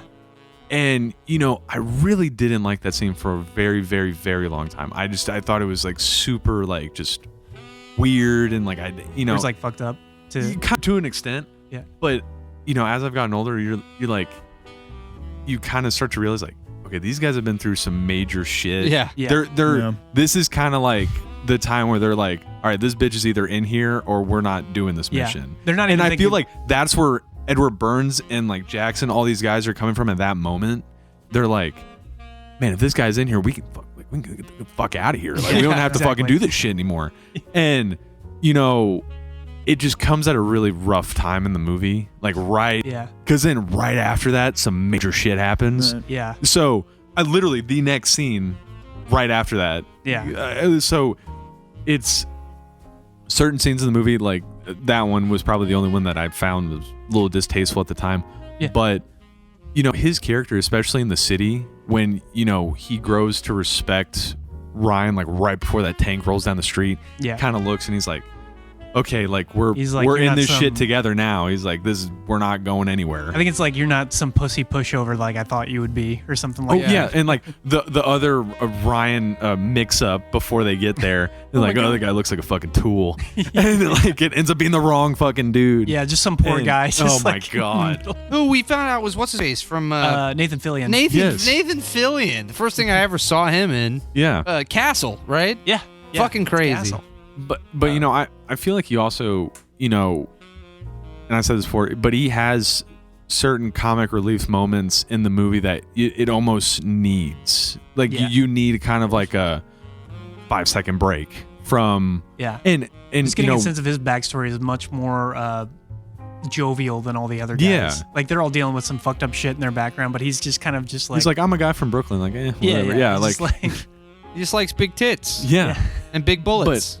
But I almost think that's like almost like an attribute to his character. I feel like feels like he needs to do that in order to prop the other guys up almost. No, exactly. And I feel like having those different dynamics, especially with Tom Hanks and then Jackson and then Horvath. Yeah. But you have everybody, ping-ponging off of each other. They're all kind of at odds with each other. Exactly. Almost. Yeah. And it creates more tension and it creates more squad drama. Exactly. But it creates more anxiety and more like you're more invested in the entire squadron as a whole because you're like, man, all this shit going on and they're still like at war with it. And it wasn't until towards the very end where you didn't see any of those like hard-headed moments like, with each other. They were like, well, probably about to die, so this is where this shit's about to get real. In this shit and I think you're right too. I think the one moment where they have like their biggest clash is when he's like, fuck this shit, I'm out of here. He's kind of like the glue that holds them all together. When he's like, I'm out of here, like everybody's like screaming and yelling at each other. So he's kind of like the glue that binds it together almost. Yeah, well, I think him and Horvath to a certain extent. Now, Tom Hanks obviously does an insane role in his role. Yeah, and he's got to manage everybody. He should have won the Oscar, in my opinion. I mean, it's kind of ridiculous that he didn't. But, he's, when he tells that story of like who he really is, and everybody's like, oh, he's like a normal human. A school teacher. Like us. Mm-hmm. Actually, more human than probably some of us. Yeah. He's a school teacher. He does, deals with fucking kids all day. And he's like, I become less connected with home with every person I kill. So you understand where he's coming from. And I think, Ryben in that moment understands. He's like, you know what? And that's why he doesn't leave. Yeah. And, he needed that humanity. He needed the humanity aspect to bring him back. Yeah, because he just seemed like some faceless dickhead that exactly sent them to their deaths. Yeah. And when I first watched the movie, I didn't like him. I was like, whatever. Mm-hmm. And as you keep watching it, there's really like 4 or 5 guys in the whole movie that have certain parts in the movie or that have, conversational clashes that are just pivotal to certain scenes in the movie. Mhm. And so that's what kind of took the cake for me was his aspect with everything. Yeah. So. Yeah. Ryben's the shit, man. Yeah. He's pretty cool. Son, what you got? Oh, yeah. Favorite favorite. character. I like Wade a lot. Nice. Yeah. The medic. Yeah. The medic. So Well, sad. I think there's a part of him too that, and I think with the Upham character, he's like, this is who you'd be in real war kind of thing. Like you never know who you'd be. But I've always felt connected to Wade because like he's always had that sense of duty and honor, and he's a medic, so like even like in scenes that don't call for it, he would like go up and like help people like in the tent, like when they're just like, passing through that downed airborne troop of soldiers. He's just trying to help them out and stuff. And the best line he is in the entire movie is he has like, see the leg is south of cheese. See, like it's not- Ryben. Oh, yeah. He's Ryben. Ryben, see if that leg's south of cheese. Just takes a good long whiff. Yeah, and the Giovanni Ribisi's amazing in his role, but yeah, there's such a human element to him, and I think it often gets mixed up with Upham like as like the human element, but I think Upham is like the idealistic person that's like, I'm gonna go off to war and fight my battle, and then realizes he's You're in the shit. off more than he can shoot, Yeah. kind of thing. But Wade, I think, has always had that human element that I've related to. It's like he's like, war is costly, I'm gonna try and help it where I can. So I don't know, I love Wade's character, and that's the hardest scene, even harder than the Omaha Beach scene, is when he dies in the middle of the movie in the really horrific, fucked up Yeah, way. man. It's just it's really, really hard to take because he's like almost hyper aware of how he's dying while Yeah. it's happening. Oh, my God. Can you imagine? I could Yeah. use some morphine. Yeah. And Well, they and- just give him 3 syrettes of morphine. In that scene when they're all looking at each other, because that stuff's so high grade that they had multiple syringes of that, you're Yeah, I think just 2 would kill gonna you. die because They- it's so they realize he's going to OD, and they realize he's asking them to the OD easy him. because he knows there's no way. fucking And I think in his mind too, it's not that maybe he's not savable, but he knows that they can't fix him. Mm-hmm. Yeah, he would almost have to be one of them to necessarily save his life. Yeah. Yeah. So He's it's trying just, to like nicely tell them like, please. like Please, don't just yeah make like this easy don't on me. yeah. And it's that's what's fucked with me more than any of all the shit that happens in that movie. The line that kills me more than anything is when he's dying and he's like, my liver. Yeah. Like he knows enough about his own body to be like, oh, that's my liver failing. Yeah. It's fucking over. Yeah. Like, can you fucking imagine? Dude, when he was Oh. screaming mama, Oh yeah. dude, it makes me emotional just talking about it. It's rough. Fuck, I'm tearing up now. We should all Yeah. text our moms. like it, dude. I if had we to haven't text my if we mom. haven't already. Did you? I had to text my mom right Good. after. It was like there's something about that word and being said Yeah. in that sort of situation that's just so powerful to everybody, no matter what. yeah. You know, it just And- it sticks with you, man. And apparently that was a common occurrence, like Yeah. with medics or just anybody, like when they're in so much pain and all they've ever known is home is just mama. It's all they. Yeah. Especially because so many of the kids were so young, right? You got 17, 18, 19-year-old kids who maybe had very limited relationships with the opposite sex by the time they're in this fucking situation. Mhm. Like, the only person who's ever made them feel safe is their Your mom. mom. Yeah. So it's like, Yeah. anyway, Jesus. Fuck, man. All right, Matt Damon. Matt Matt Damon. Damon. He's in it. He just won. Okay, some. Okay, Yeah, let's just completely move on from the mama thing. R.I.P. Let's Wade. talk about what you were saying R.I.P. about Steven Spielberg hiring Matt Damon. What were you saying? So, well, and I think the thing at the time was that he wanted to cast this movie with a bunch of no-name actors because he's going to have Tom Hanks in the lead role. Tom Sizemore was a pretty well-known character actor at the time, but, not a famous movie star or anything like that. So he kind of wanted to have this feeling of like, these are just regular guys. He didn't want movie stars to be in the role because he thought it would be distracting. And so that was one of the big reasons he hired Matt Damon. He's like, oh, he's a kid from Boston or whatever. And he's like, I'm going to hire you to be in this movie. And then the year before he won Best Screenplay for Good Will Hunting and then Ben Affleck. And he's like, fuck, he fucked my movie up. There's no way it didn't help with the turnout for the film, though. I'm sure, but I think they tried to like hide that he was in the movie afterwards. Like they didn't have his name on like the credit. Well, So that people would all be like, Well, on the DVD, they have his face on like the projector, but I don't think that was the original cover of the movie. Huh. They had like a different cover for it. That was like somehow best case scenario for this movie. Like, Yeah, kept it right? hidden just enough until it came out and everybody was like, "Oh my god!" Yeah, it probably had the opposite effect that Spielberg wanted, but it probably benenefited the Probably movie. benefited. Yeah, Yeah, well, it's- like it's what you're blessing in saying. disguise. Every Yeah, time, yeah. Yeah. Every time that scene comes up at the end when they like blow up the tank and it's like, what's his face from Easy Company, and then Matt Damon's face shows up. It's like, oh, it's Private Ryan right there. Hey, He's like, yeah. fuck! Yeah. I remember noticeably seeing Carlyle shift in his seat, be like, "Oh, okay, Got it. like got it." I was yeah. wondering which one was who. I saw Matt Damon like, there Who he the is. fuck is Private Ryan? Oh. It's gotta be Nathan Fillion. That's James Frederick But Ryan. you also need a guy like Matt Damon to be likable enough. 'Cause Right. all the guys hate him.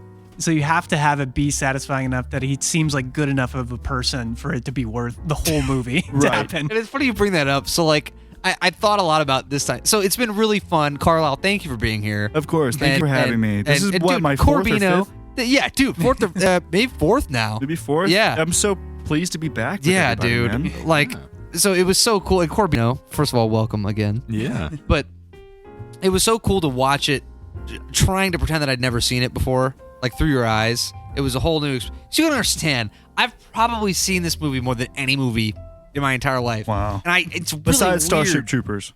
Ooh, it's a close second. Wow. It might be a close second to Starship Troopers. Okay. But, yeah, like, why the fuck did I bring this up? I don't know, dude. We've had a lot of Miller High Life. This was a great fucking movie. God It's, damn it! There was something. Oh, okay. It's a John High Life Yes. Miller, guys. Get it No. straight, Oh, yes. Okay. please. Sorry. So the scene where. So I've thought about this a lot. So the scene where Matt Damon's character is being told that his brothers were dead, right? You think about Matt Damon, right? So he's obviously when he was filming this was not a known actor, had not done or a well-known actor, not done any big shit, right? Yeah.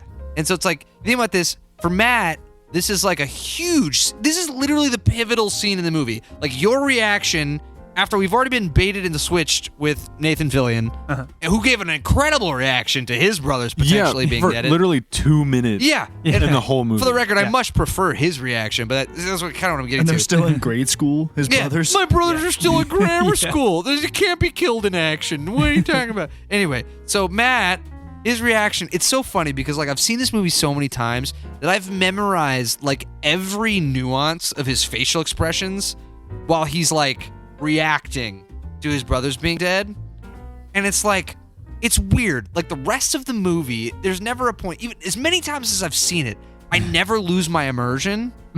But when Matt Damon is reacting to his brothers being dead, all I can see is Matt Damon acting. Yep. And this is literally my true. only gripe with the entire movie is like I imagine myself in his position. Like this is my moment in this movie. How do I react? Your brothers are dead. It just does this like He just sits there. Which ones? which ones? And I get it. Like there's no way anyone could possibly know how anyone would really react to that, right? Yeah. But for whatever reason, and maybe any actor with any incredible talent would not be enough for me to be like, I buy that. But I always lose my immersion It's in so right because as we were watching that scene, we got there. That is the only time in the movie, the one single time where I fell out. That is Like, the only that's time Matt I wasn't Damon in it. pretending his brothers are Because dead. he says it. He's like, your brothers are dead. And he just is like, oh, that sucks. Yeah. Oh, no. Well, and it, Not all three of them. Fuck. Which ones? Yeah. What were we gonna say? Sorry, Corb. Sorry. no. You're all No, good. thank you for agreeing because- with me. yeah. I felt so alone. Now, So- the other scene that I felt like that in was later when they're in the town and him and Tom Hanks are talking and he's revisiting that scene in his head, you know, talking about his brother. Yeah. But Oh, yeah. he's like, he's laughing and having a good time. And I'm like, dude, you just found out like 20 minutes ago that your brother's died. Well, he's trying to think of like a happy memory. No. Yeah, and I totally get it. But Oh, actually, there is something with that scene too. That specific scene you're talking about with the brothers.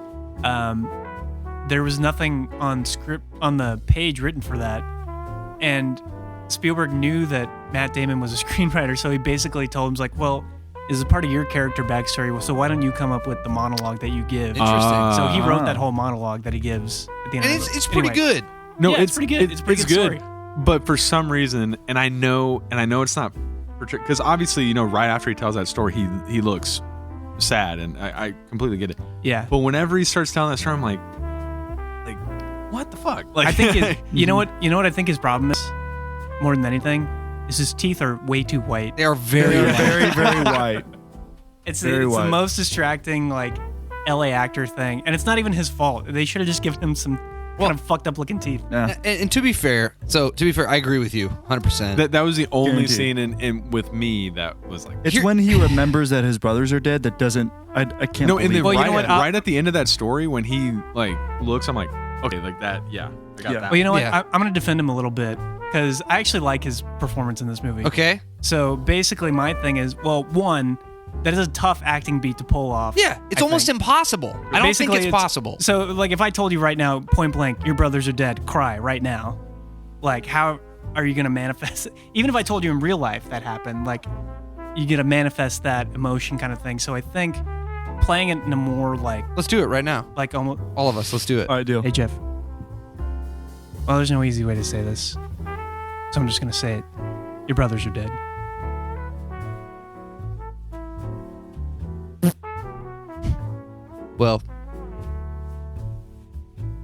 Well, fuck. That sucks. Okay.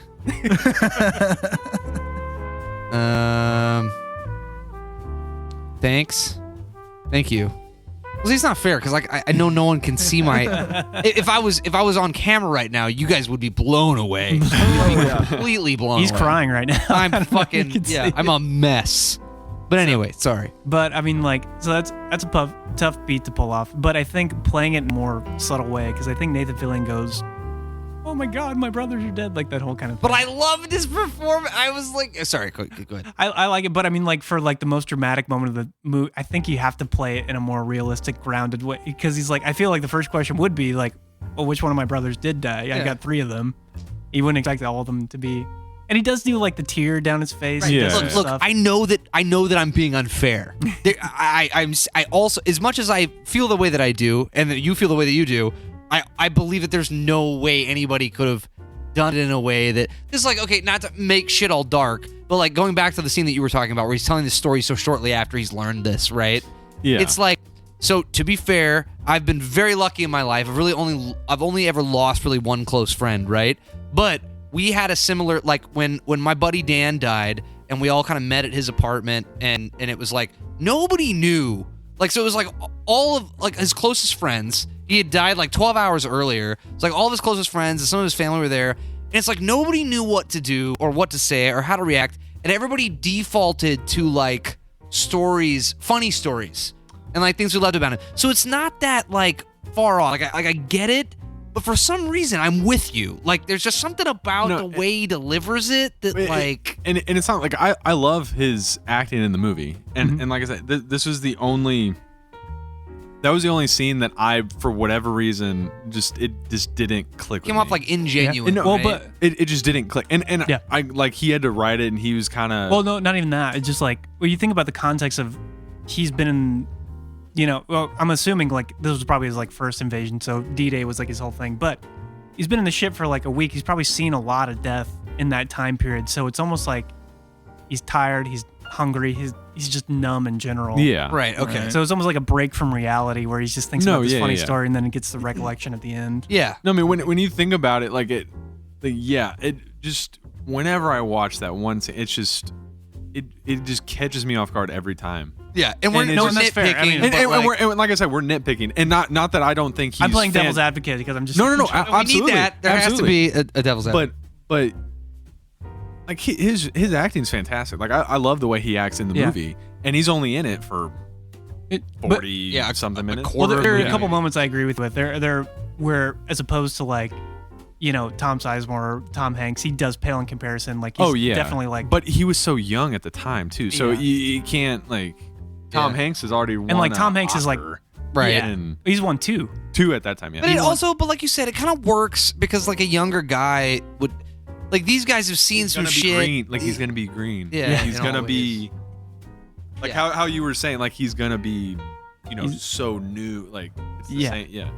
Yeah, so it's just like, Holy shit, we're getting close to 2 hours, boys. can we Oh, take fuck. a break? I Yeah, actually well, have to pee. Yeah, we I do can too. wrap the shit up. I mean, Well, I we don't can, want to wrap it up. but Well, we're like, Okay, hold on. Here's we a can talk question. about- What time does Whataburger close?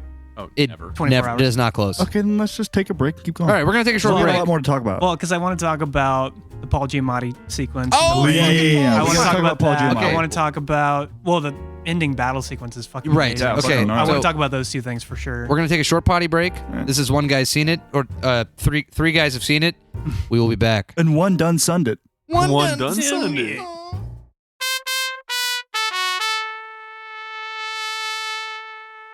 All right, we're back. We all took a piss. Where were we? So we got to go to the beginning with the Newville sequence with Paul Giamatti and all that. Right, yeah, you wanted to get your Dude. Paul Giamatti in. Paul Giamatti. Please. If you are listening, we all love you. Yes. Sitting in Oh this my room. It was a masterpiece And it's- performance. He Please had be my dad. He had a fucking hitchhiker in his boot.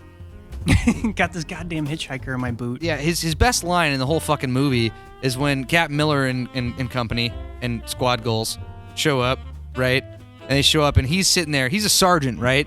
And he's been the sergeant of this kind of squad that's been there. They've been going through shit.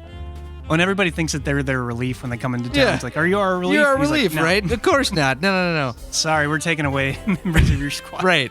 And you get a highlight of the movie, which is while Paul Giamatti is trying to fill Tom Hanks in on like what's going on in the town, you got this guy yelling over the loudspeaker.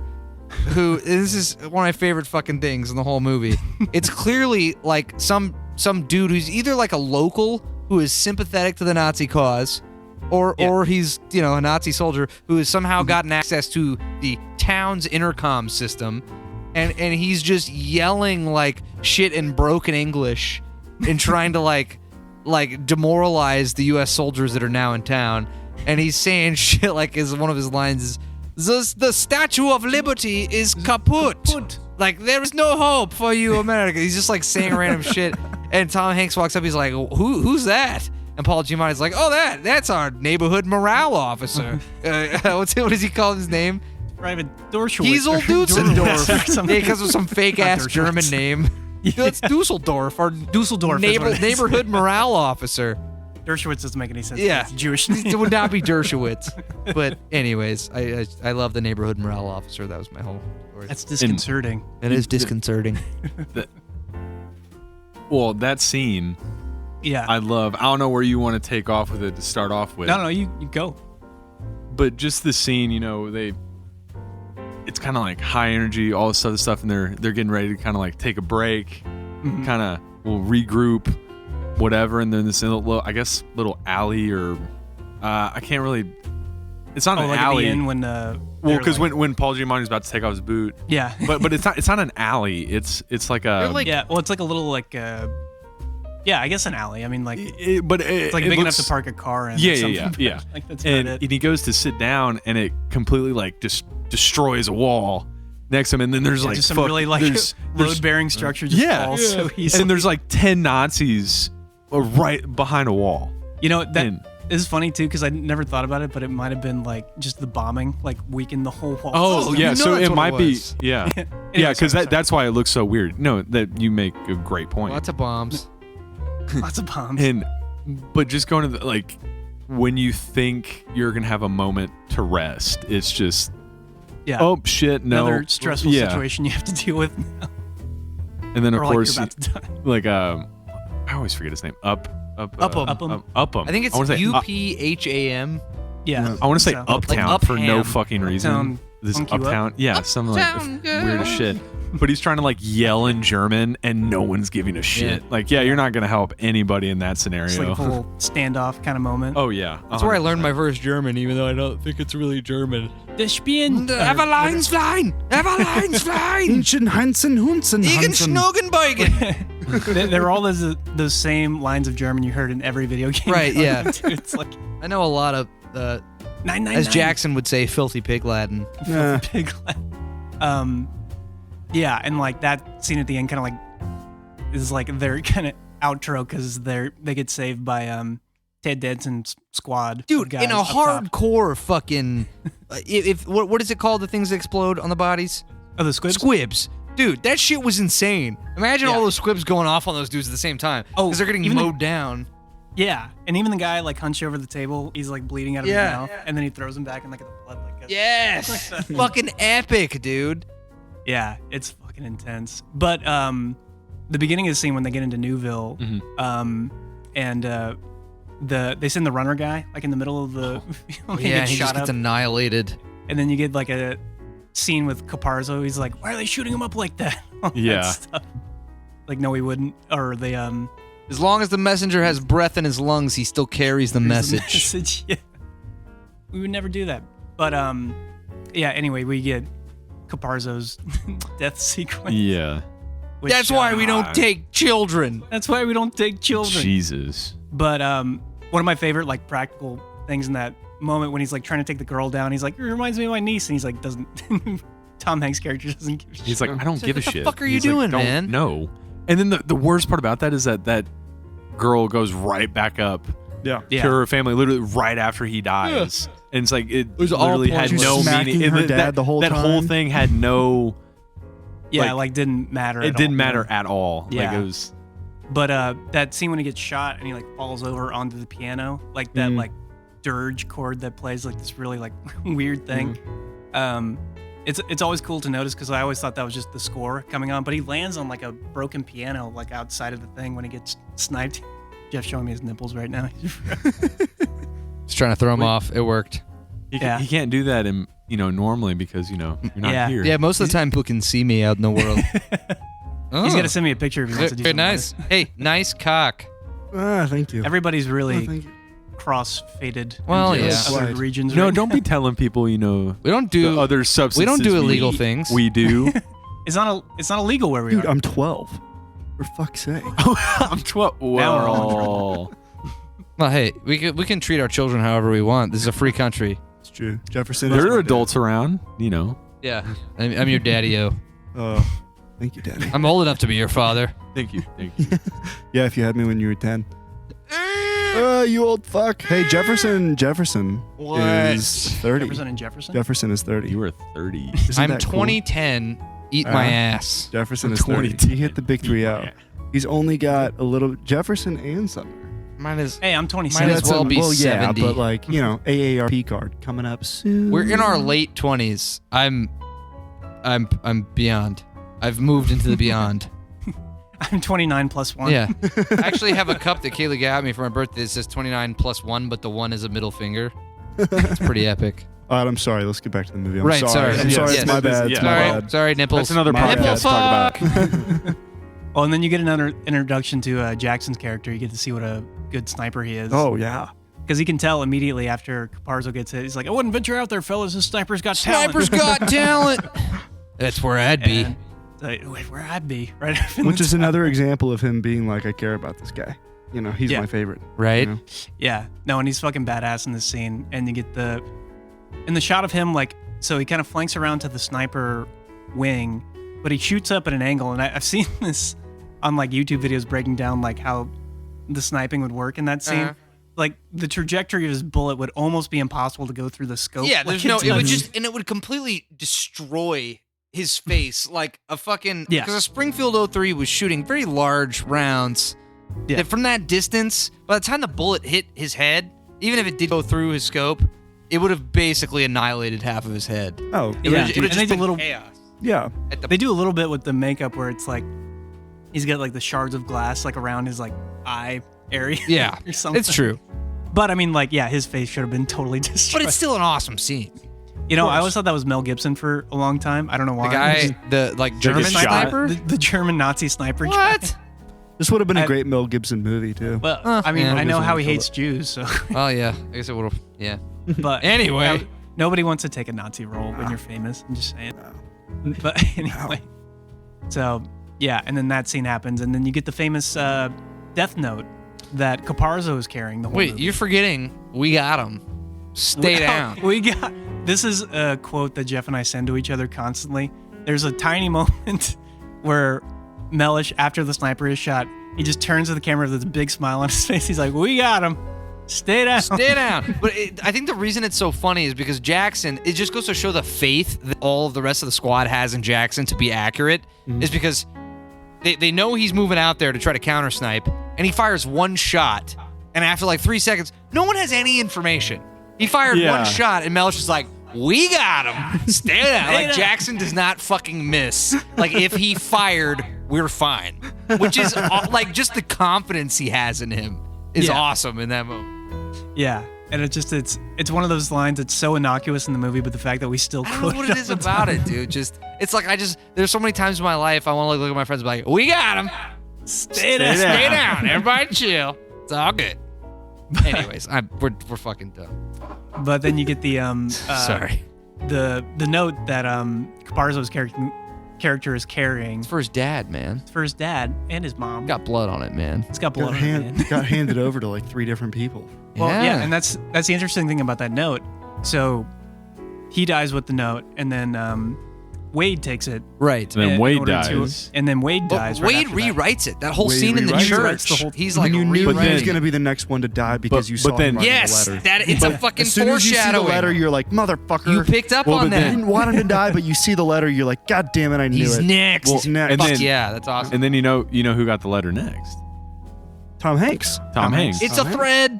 That's right. It goes then even who deeper than I thought. Well, who gets it at the end of the movie, though? Do you remember? It is Edward. Oh, Burns? it's Ryben. It is right. So He he's picks next. it up. Yeah, a little bit. God damn it! Who's your right? It's like Final Death Letter. Destination, Yeah, pretty World much. War II edition. It's like a curse. Wow, that's such an interesting. Wow.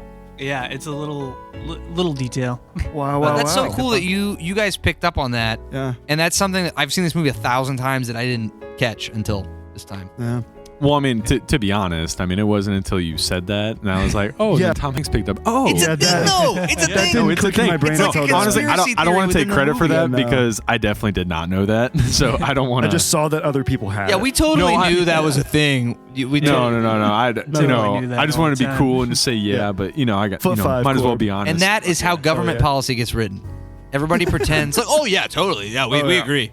I knew that the whole knew time. that. I'm not stupid. Yeah, I'm not dumb. I knew that I'm was. surprised you're just picking up on that now. Yes, I knew the smartest thing to Funny. do was to, make abortion illegal. It's all right. we can totally do a different part of the podcast that Here doesn't. in Texas, that joke is hilarious. It's really funny. Yeah. Also, porn band here. I heard. Ugh. I heard that. Well, Not just if you know anything where to owned go. by I heard that Pornhub. by someone. Somebody told me that. If you know where to go, it's not a problem. Did you guys see that? Like Google searches for VPNs Yes. increased by Went like up. 10,000% Yes. the What's day. what's a So VPN? okay, so a VPN is like a service that you can pay for that hides your IP address from your internet service provider.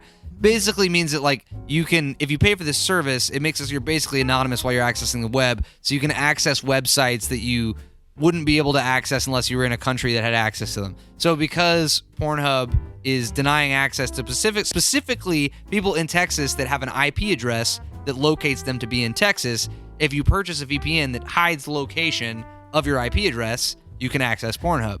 So the day Jesus that Pornhub Christ. the day that Pornhub went down in Texas, Google searches for VPNs went up by like 10,000%. Holy shit. People like I guarantee you people who had no fucking idea what a VPN was. Dude, We're like, I don't- time I to pay for a VPN. I don't think I'll ever get to a point where I pay in order to watch porn. Right? Yeah, Which man. is why it's been a dying industry. Yeah. It is. Anyways. Yeah. Anyways, Saving Private Ryan. Shaving Ryan's Private, which Privates. I'm sure has been a Yeah. porno at some point, so it ties back in. Yeah. There's a segue. Yeah, there We you go. went from World War II to porn real quick. Well, real quick, and all of us were like, we're cool with it. No. Wait, I think that just happened. Wait. I think we're still Yeah. recording. We're still good. Oh, So, We're good. I'm gonna leave that in the Wait, podcast. check it. Check it. Make sure. Synchronizing audio. no. I put my nose right Check on the it mic when I just to did make sure, that. Jeff. We're sure, sir. All right. All right, Well, good. should we check? It never stopped. No, we're good. Trust me. Like if it ever stopped recording, it will stop. It won't like pick up. Ah, Yeah. Okay, well, hello, viewers. We're back. We're back. yes. No, we never left. We never We left. never did Never leave. left. We never. You just heard us semi freak out because we're drunk and Panic attack. on other substances. God, I can't wait for Whataburger. Dude, can they not hear us? All right, we got things to talk. Yeah, we got please, a couple more things please. to talk We're Yeah, about. officially more at 2 hours and 5 minutes into this podcast. We're going for longer than the movie. That's Fuck my yeah. that's my goal. All right, Jeff will never get to eat it. And Never. so fucking hungry. dude, I haven't eaten anything. I am, all day. I am me thinking neither. I had breakfast a couple right now. protein bars Sounds today. I so need a funny. Dar- double have bacon that? cheeseburger. I had some- It was smoothie. Double bacon cheeseburger. Desperate. You're gonna get a lot of stuff at Whataburger. Peggy and marbles. Anyway, Oh, some. Okay, sorry, we're totally getting off track. Fruit. Sorry. I love the video, dude. Yeah. It's a Hey, great- stop doing drugs. Thank you, Sam. All right, I'm cutting out all this shit. You ready? No, you leave it in. ready? You ready? Please It'll be leave, like total please chaos leave, for like 5 minutes. Please, It's like real Agvedon. Please leave Agvedon. Agvedon. Agvedon. Hey, viewers, you hear that? You hear Oh, that sweet sound? It's me sparking. Carlyle is trying to light a candle, and he's working If anybody really hard. finds this in like 20 years, it's like so disrespectful. That's I can't believe You they hear would that? do Dude, that. that's me and Sumner's biggest fear is that there's going to be some kind of horrible apocalyptic event, and the only thing that's going to survive is the hard drive that has all of our podcasts on it. So that's going to be like future generations, like the only history they have of like humankind is our podcast. They can't make heads or tails of it. They would do what humans always naturally do, which is develop some sort of a religion based on certain things that we said. So like any of the themes that we do across our podcast, like getting drunk would become like a religious practice. Yeah. Like, How do you do it? yeah. How do you brew your own beer? Carlyle would be a demigod. He'd be like the god of the seas. You know what I mean? Because we always talk about his massive pecs. Yeah. You would have some kind of like godly role because clearly, Oh, and I said Jew hair, so people would be like, "Holy shit!" yeah, people would be super interested Oh my God, in what kind what of the hair do Jews you are have? and what they do. Yeah. It's curly if you want the answer. Quite curly. Read the text. You know It's what? curly. You know what? To anyone listening, if we keep any of this in, Jefferson. Let's talk about Jefferson's look for a second. My look? Your look. Let's talk about Jeff's look. He's Target got these on beautiful- sale? These beautiful cream pants on. He's got a shirt that I would only see like a 2001 high school rom-com nerd that probably got put in the trash can once or twice. Which makes it ironic. Which and makes cool it very now. ironic because of the fact that Jefferson is actually in real life a lovely, fantastic musician. Okay. Wait, so how does that tie into the 2001 rom-com? Wait, what? Because that's what... Well, guys, I don't fucking know. I'm hammered. That's Let's okay. just- I'm gonna choose to take it as a compliment because it felt like it was coming from a place of love. It's coming from a place of love. I don't fucking know. I Just did keep this make the ball choice rolling. to go tan on tan today. I like You that. did. You guys have to understand. Don't go out of your way to think that I have any sort of like direction in fashion. Like I go to Target once a month to buy groceries and I buy what's on sale. So Really? here's me. I mean, I will say, I fucking dig the shirt. Though. Thanks. Yeah, sometimes. It's like beachy. Yeah, this is my summer wear. I dig it. Yeah. Hmm. It's on sale at Target. Everybody's got good style in this room. Oh, thank you. Corbino, the hats you got, money. They're all black. Black hats. Your shirt's telling me to run. Yes, it is. Do I run away Actually, from it says you or run on. run No, for you the run sake of towards running? me. No, you run towards Because me. I only run if I'm being chased by zombies. Act like your life depends on it if you don't run towards me. Like I'm being chased by zombies Yes. toward you. We're leaving none of this in. No, This it's is all going in. In fact, I hope the rest of this podcast just devolves into absolute nonsense. No. No, we were totally getting I got off things the- to talk All right, I'm let's Okay, get back. okay. Yes. Let's get Moving back. on. I already said one first dumb drunk comment of the That a night. one dumb. I said one dumb. Don't make me say another dumb. All right, let's go. But you know what? Let's skip Wade's death sequence. We're gonna go right to the end of the movie. I think. Yeah, All right. The last we battle. already talked sequence. about Wade's death sequence. Yeah, No, we we did. did. It was No, fucking just saying, horrible. We don't have to. Yeah. That was. I don't. Right. I don't want to go back into that. Right. It makes me sad. Oh wait, but very important thing though that happens Oh. in that scene, right? Is Oh, they yeah, we do release have to this talk- prisoner, right? Yes. That I don't know. I'm sure you guys know or caught that it ends up being the most crucial decision of the movie to let that guy go because exactly what Ryben's biggest fear was, which Is what he happened. exclaimed, which was he's probably more likely to get picked up by his own fucking unit than he is to get found by our own dudes. And he ends up getting picked up by his own unit, and at the end of the movie, being the assassin of our very own Tom Hanks. So it's a sad. Shakespearean tragedy. Quite sad. Shakespearean creation. Anyways, Yeah, it's it's a Yeah, pivotal but- plot point that comes from Wade's death scene. Well, yeah, and I guess it's like you get a sense of Miller's character too because he forces them to go into that machine gun nest with, honestly, I think one of the worst plans I can think of. You're taking an MG42 machine gun nest. We're gonna run like a standard move. It's like 2 up the middle, 2 up the right, 2 up the left. Yeah, and hope for the best. but like straight onto machine gun fire. That's ridiculous. Yeah. It's such an insane plan. You know what? It's crazy. I never really thought about it before, but you can wrap up like the whole end of the movie with his decision there to take on that machine gun nest. Because think about it, like it leads to his own death. It leads to Wade's death. It's crazy. Yeah. Like that one It's two fucking crucial characters. it's like the one time he cracked in his entire career, and he just barely cracked, and he even had like kind of a reasonable objective justification for cracking, which is like, we're not here to just do this one fucking mission. We're here to win the war. We're here to like prevent the next group of guys from getting fucked up by coming this way. Yeah. But that was it. That was his downfall. Yeah. That's how it happens, and it's all that effort to regain control because of a shaky hand. Yep. It's fucking shaky. There's hand, one man. shaky hand. That is pretty crazy. One shaky hand determines the rest of the movie. Yeah. Why I but started mean, my band Shaky Hands. Shaky hands. Shaky hands. Shaky grave hands. Yeah. Shaky graves, man. All right, let's talk about Shaky last- Hands, and we only cover Shaky Grave songs. only- But we're really nervous about Yeah, it. we're super nervous. We just play Shaky Grave songs very badly. Anyways. All right. Well, let's get to the last sequence of the movie. Okay. Because what we all want to talk about. Yes. So, and we talked about the Omaha Beach sequence being like an amazing piece of, just cinema in general, just like perfect, pretty much from tail to end. I would argue this sequence is like even better in terms of like scope and scale of like how many different arcs are being juggled at the same time. Yeah. You got Tom Hanks with Matt Damon the whole time. They're like tied together, and then you got Jackson in the tower. Yep. And then you got Mellish down with the machine. There's so many different characters you have to keep track of, but it never gets to a point. It's chaotic, but you never lose track of what's going on. Right. I don't think. I think it's very clear. And in a chaotic, fucked up way that they're filming it, like the fact that it's so clear what's happening all the time is really kind of amazing. Yeah, and it helps out that everybody kind of gets paired up, right? Because if you really have got like 9 characters you're keeping track of, you've got, 8 now that, 7. Now it's because Caparzo and Wade are both gone. So you're down to 6, but then you add Ryan back. So you got 7 guys you're really keeping track of. And all these new guys we've never met before Right. that are just happen to be in his company. Right, that are kind of side characters, but you've got Mellish on his own, and then you've got what's his dick?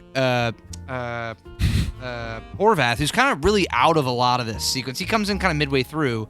Yeah, But you with the bazooka. But you get Mellish kind of on his own in the machine gun nest. You got fucking Jackson up there. Yeah, and I guess Ryman's kind of with Horvath. They're sort of out of the first big part of it. Yeah. Well, they go out, they scout. Well, because Ryman's on that cat. The scout, yeah. Yeah, the scout. They come back. Because fuck that shit. Can you imagine, like... Oh, yeah, he had to be the bait in order to get them into Dude, the... can you fucking imagine? Like, you know there's an entire fucking Nazi company out there, and like, okay, we gotta, it's like, we know we're probably gonna be outnumbered, so we have to at least try to fight on our terms, right? Like, how do we control this shit? Let's bait them exactly where we want them to go. The only way we can get them to do that is for 2 guys to get on a little motorcycle and drive out there and be like, hey! What's up? What's up? Come this way. Like, can you fucking imagine the terror? Like, I hate that we don't get to see that it's like off screen, because I would love to fucking see what they did. Like, they just drive and they're like, fuck. Okay, bye. Just fucking turn around. Just shake his dick at the Nazis. Yeah, suck it. Like, I don't know. Anyways, Yeah. always wanted to see what was happening off screen there. Yeah. Yeah, and so because when he brings them back, like the first couple tanks just go right past and go into the other alley right there. Yeah. The Panzers. And then the Tiger tanks come down there, and then you just get this amazing scene of special effects and gore and just like the most visceral battle sequence I think I've ever seen. Yeah, dude. Slow stab of the heart. Oh, yeah. Yeah. Mellish's Oh. death is the Mellish's worst. death sucks. Mellish and Wade's deaths are the 2 roughest scenes to get through in this movie, because they're so deeply personal. I would agree. Yeah, they're so long and painful, and just like they're just fighting, trying to fight it the whole time. the Nazi Right. soldier who was stabbing him, Mm-hmm. I do wonder what he was saying to him while he was stabbing him. Yeah, it's a good question. It'd be cool Yeah, I to don't see know. some German I do translations of wonder- that shit. because I feel like it Let's correlates. just watch the whole movie again. Yeah, I feel like it correlates to him not killing Upham Up them. on the stairs. I feel like what he was saying to him kind of correlates. Yeah, he's probably Catholic, you know? Yeah, like I Yeah. feel like he was saying something almost comforting or something like that. And when he saw It could've Upham, been, he was yeah. just like, okay, fuck this. Like he's terrified. Like Yeah. I'm just gonna go kill the other ones. Yeah. You know, like I feel like that was the one relief Nazi You than the know, rest of them. It did feel very like Yeah. like you were saying, like almost like putting like an animal out of Out like of if you're misery. like a animal that's still alive. You Yeah. just, like, it felt like he kinda was saying like stab it rest in slowly. peace. He was saying you know? like it's okay. Yeah. You know, like he was saying something like that to him. And you bring up an interesting point, right? So like that soldier's decision after going through that kind of hand-to-hand me versus you situation, and he comes back on the stairs, and here's this guy who clearly is fighting to the other side but is not an immediate threat. You get this sort of general sense of honor from that guy, and like sort of these like underlying basic rules of warfare that I think are what sort of differentiate the Pacific Front from the European Front in a lot of people's minds. Right. Is that like Just different rules of engagement. different rules of engagement. Right. Like if you really like, we've talked like this is a snapshot of what the European front of World War II was like, and that's where half of American troops were. But on the other side of the fucking equator, you had troops that were doing this crazy island hopping and fighting the Japanese. And the Empire of Japan at the time, like their soldiers did not value, but just because of like the religion and the way that the empire worked, and like the emperor was God, like a Japanese soldier's life didn't mean anything. So like that was where you got these traditions of like, well, when they were outnumbered or they were undersupplied or whatever, you had kamikaze pilots, right?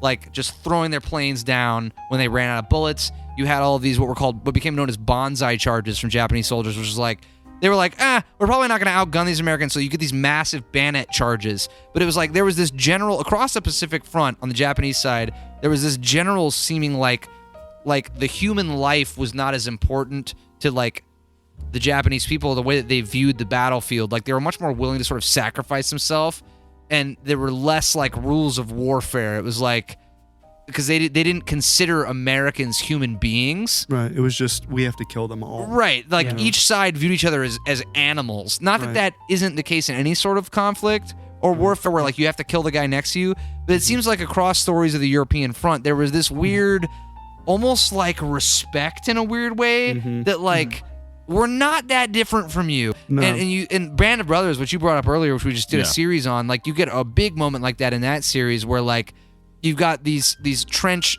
like in Bastogne, which was this horrible fucking town where this battle waged on forever in this horrible winter cold with snow. You had trenches on either side. They've been fighting each other for weeks relentlessly, like mortars and just horrible warfare. And then it was Christmas.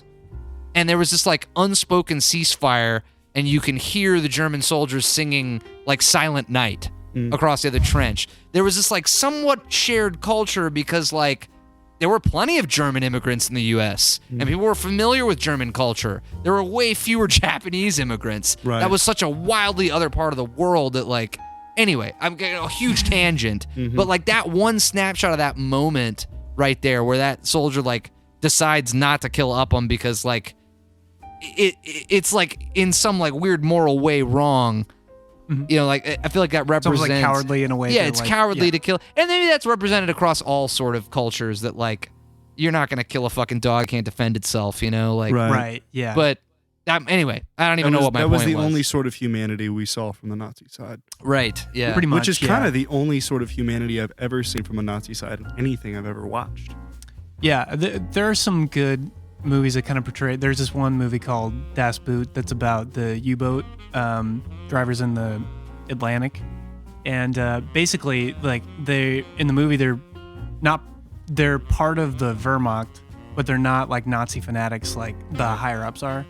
So basically, they're in this position where they know that they have to do a job, and like it's the best thing for them at the time because there's no other jobs in Germany at the time. That's one of the big reasons the war started, because Germany was so poor post World War I. They really didn't have a lot of opportunity. I think there was a time during the Depression, because it affected all of Europe, that like a loaf of bread was like, you know, like $1 million, whatever the like German currency was, just because the inflation was so high, or like the conversion rate to whatever. Because after World War One, like didn't most of the world's nations have like an embargo with Germany? Like they wouldn't trade with them. It was like part of this punishment. Yeah, they had to do so much shit post World War I because everybody thought that they were in the wrong. Yeah. And like they had this thing as a Treaty of Paris, I think. Yes. Yeah. And Hitler also fought in World War I, so that was like kind of where his bitterness began. And then he rose up and wrote this book, and then like you have like his whole ideology through the war was like, it's not our fault, and then he just had a scapegoat, which was the Jews, and that's how that ended up becoming a thing, because they ran the banks, and like that's like an easy target for why our economy's so fucked up. Right. It was just an easy answer for them to like go off and fight this insane war. Of course, right. And yeah, I don't even know what my point was. I don't know how I got all the That's way okay. back to the That's beginning. okay. It was awesome. We're in this final scene, this final epic battle where Yeah. where they but Das Boot. That's what I was saying. A Das Boot. It was just like these guys are just a part of the machine, but they don't really give a shit about the Nazi cause, kind of thing. Right. So you kind of see the humanity of like German people is just like, this is just all we have. This is what we're doing. Yeah, we're working class people, and now we're working through it. So that's a good movie from like a German Yeah. perspective that shows not fanatical, crazy Nazi people, but just German Just German people. Yeah. that were just Right. in the war. And that's Yeah. how it was. It was very accurate. Yeah. And it's like so many wars, right? Especially with like a country that's got like a dictatorial government or leadership, right? It's like obviously when it comes down to it, like so many German soldiers outside of like the Nazi SS, which were like the elite guys that were like running the concentration camps and doing horrible shit. Like your average Wehrmacht, your average 18, 19-year-old kid that like grew up in Nazi Germany, like they're just people, like they're a product of what they grew up in. Like it was like either go fight this war that it really doesn't matter what you think about it. It's either like do that or get shot because you won't. Kind of a thing. And that happens so much, or used to happen so much, I feel like, Right. for a couple thousand years Yeah. before even- the internet. We were watching the last part of like Band of Brothers, and when they come and come the concentration camp, all the people in the town are kind of, I don't want to say victimized because that's too strong a word, but like they're like in this place like, well, you knew what was going on at the concentration camps, why didn't you do anything? It's like, well, when you're run like top down from a government like that, if you speak out, you're gonna get killed. you're done. No matter what you do. Done. So you kind of have to fall in line, otherwise we're gonna shoot you in the head. Doesn't matter what you Which think. is nothing why I can do. dictatorships are not okay. Right. You know what I mean? Yeah. 'Cause they can make up their own rules, and Yeah. it doesn't really matter what they assume are the peons. Yeah. or, And this was you a know. time when like well, again, I keep saying fucking internet, but like there's no way to receive any kind of other information than from the people that are directly around you, Right. right? Like the people that are in your neighborhood. Like Just totally isolated yeah, from the your world. entire view of the world and what's going on in it is 100% based on the people that are directly around you. Right. So like if they tell you this is what the world is, like why would you do anything different if you don't even you're not even aware Right. that there's another world out there, like what's going anyway. Well, you're just thinking about what's best for the community right here. Yeah. You're not thinking about the larger implications of what your actions Which are. is how, because people always ask, like, oh, how could Nazi Germany happen? Like, how could that happen? How could this little country think that like, this crazy racist ideology would work? And it's like, but you start thinking about it at a micro level and how that shit stacks Right. geologically or geographically, and you can see how the shit happened over and over again for millennia. Yeah. Like, which you would hope that in the modern information age, like that type of government will never happen again, but who fucking knows? But you know, that's a good thing about doing this on the 80th anniversary. That only happened 80 years ago. It really was not Little that over 80 long years ago. ago. No. Yeah, one person ago. Yeah. This was a little while ago. Yeah. Just a little bit. Now, granted, the world has changed radically Of course. since then. Yeah. But Yeah, we like to think, and I think technologically we have, but I think morality-wise, people are we're still people. We're about in the same place. Yeah. It's not like 'Cause- atrocity of war don't still happen. It's just Right. And times and circumstances change people drastically too, and that's the sad thing about war, sad thing about politics, just the whole microcosm of stuff. Yeah. So you can't predict the future, but that's why history is important, because you need to understand how it happened those- and why. Yeah. and look out for the warning signs and being able to speak up if you're in a democratic society where your voice should be able to be heard. Right. So anyway, Eh, enough about that shit. Anyways, fucking epic final battle scene. All Epic kinds of crazy movie. shots. Sticky bombs. Oh, sticky bombs. That's right. Take a standard GI sock, fill it with about as much comfy as you can fit it, coat the whole thing in axle grease, You got a bomb rig that up, sticks. rig up a simple fuse, Oh yeah. and light it, and then when you throw it, it should stick. Bomb that sticks is Sticky bomb. It's all in the field manual. I can show you guys. We're fresh out of Field field manuals, manuals. sir. Care to enlighten us? I didn't like Private Jackson's death scene, although I will say, Yeah, nobody does. of all things to die from, getting hit by a fucking tank in a tower after mowing down like 15 Nazis. Pretty good way to go out. Yeah, he did You what know, he could, quick and man. easy. Yeah, no suffering either. No like, suffering. Like pretty much Well, everybody in this movie he had to deal with. Mow I down think- 15 Nazis, then go to God. Especially the Easy. dude that I gets hope so. shot right Yeah. before Caparzo gets stabbed. Oh, yeah. The dude that's just Mellish gets stabbed. Oh, Mellish gets stabbed. Sorry, not Yeah. Caparzo. But he's just like holding his throat, just bleeding Oh, out, dude, that and they're poor rolling, fucking guy. and they're rolling over him, and I'm like, oh my Yeah, god! he he choked shot on his in own the blood. throat, and Yeah. it's just bleeding out on the floor, and Yeah, these they're guys just are having this rolling knife over fight him. and just rolling over. It's like his- UFC God. 5, which we need to play again. This dude's Yeah. like, for It is. fuck's sake, just give me He's a like, I'm second. dying. He's just like, leave me. Just let me alone, die in please. peace. But yeah, That then- sucked. Yeah. Anyway, great fucking movie, y'all. Yeah, what the fuck else is there? Well, I mean, we can talk about the ending sequence where he's like, he gets shot by The dude that he let Mouse. go. Now, whatever. I will say Steamboat Willie guy. the guy that knifed that guy, I thought for the long You know, couple I did times- too Yeah, the first me I too. thought it was the Me guy too. that he let go, and that's why he didn't kill him. He just coming also had a downstairs. buzz cut. Me too. No, he just evil-looking semi-looked German guy. the same. But for I don't know, a couple times I saw it, and I was like, damn, like that's the guy. And then he shoots Tom Hanks, and then Yeah. Yeah. that's what puts him over the edge. Yeah. I understand why it wasn't, and it was just some Okay, random yeah, because he dude. calls Upham by name. He like recognizes Which, him. Yeah. for the record, Yeah. we have not talked about Upham's character. Oh, we arc, do have to talk which about is the Upham, last yes. guy to talk about, really. I mean, Nobody wants to talk about, but yeah, it's like kind of You got to do it at some point. Yeah. because, well, everybody hates Upham for a lot of reasons. Well, because I think the only reason is just didn't being a little. save The Mellish only in that character in the story that acted with any sort of cowardice. Yeah. moment. Yes. So it's easy to hate. Well, yeah, he stands out pretty badly, and I think it may have been like an oversight in the writing of the movie. Like, I think if you like peppered in a little more moments of other guys acting like cowardly in a traditional sense, but like, highlighting that it's not wrong or immoral. It's just like you're just overwhelmed with Yeah. feelings. I think it would have come off a little smoother, but maybe that's a reason. It's just like you need to see somebody, because he does act brave. There are moments where he's just walking across the battle lines, and the machine guns Yeah. are down there, and he'll run through it just to get to a place. But there's a point where it's like sensation overload, and like all the other guys are battle hardened. They've been through D-Day. Some of them been all the way in Africa, so they've seen battle. They know what they're doing. This is like his first real battle experience. He hasn't actually fought in any other. Right. He was didn't always sign hanging up for back. it.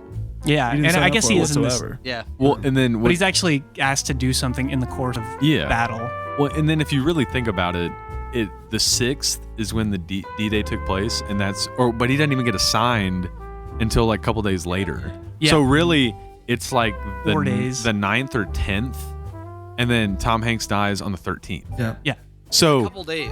pretty days. much he's a normal dude 3 days ago, Yeah. and then 3 days you're in the fight of your life in a town that's crumbling, Yeah. watching just your friends that you just Yeah. made Mhm. die all around you. Well, Yeah. So I mean, when you think about it that way too, you're like, oh, Right. that sucks. Yeah. 100%. Yeah, just imagine 3 days from now you're just thrust in a battle where we had to fight for each other's lives. Like that changes things So pretty rapidly. one thing I want to point out about Upham and what we Mm-hmm. were just talking about is I do find it really, really, really interesting about how Steven Spielberg made that decision to make an entire sequence just about showing one dude like cowering down and doing Mm-hmm. nothing, and how that's all you can possibly focus on is just him like In the stairwell. just in Yeah. the stairwell.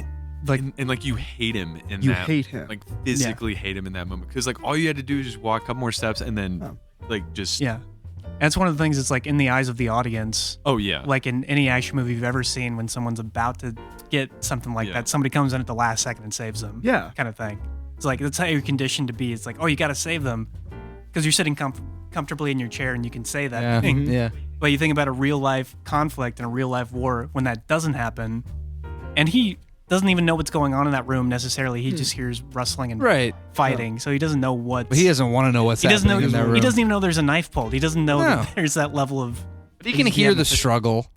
Yeah, and he just can't bring himself Yeah. to get up the But stairs. So. I'm with you. I've never, like, even when I was a kid, it's like you can get frustrated with him in that moment, but I've always sympathized with him Yeah. because like it's made clear from the beginning that like This isn't his deal. Yeah, he's new to this shit, and like when you think about it, when his back is to that pillar, and he's got the ammo, and he's like 20 feet away from that stairwell, there's a few seconds to separate him from probably being willing to go up there and be in the middle of that shit and probably get killed up there.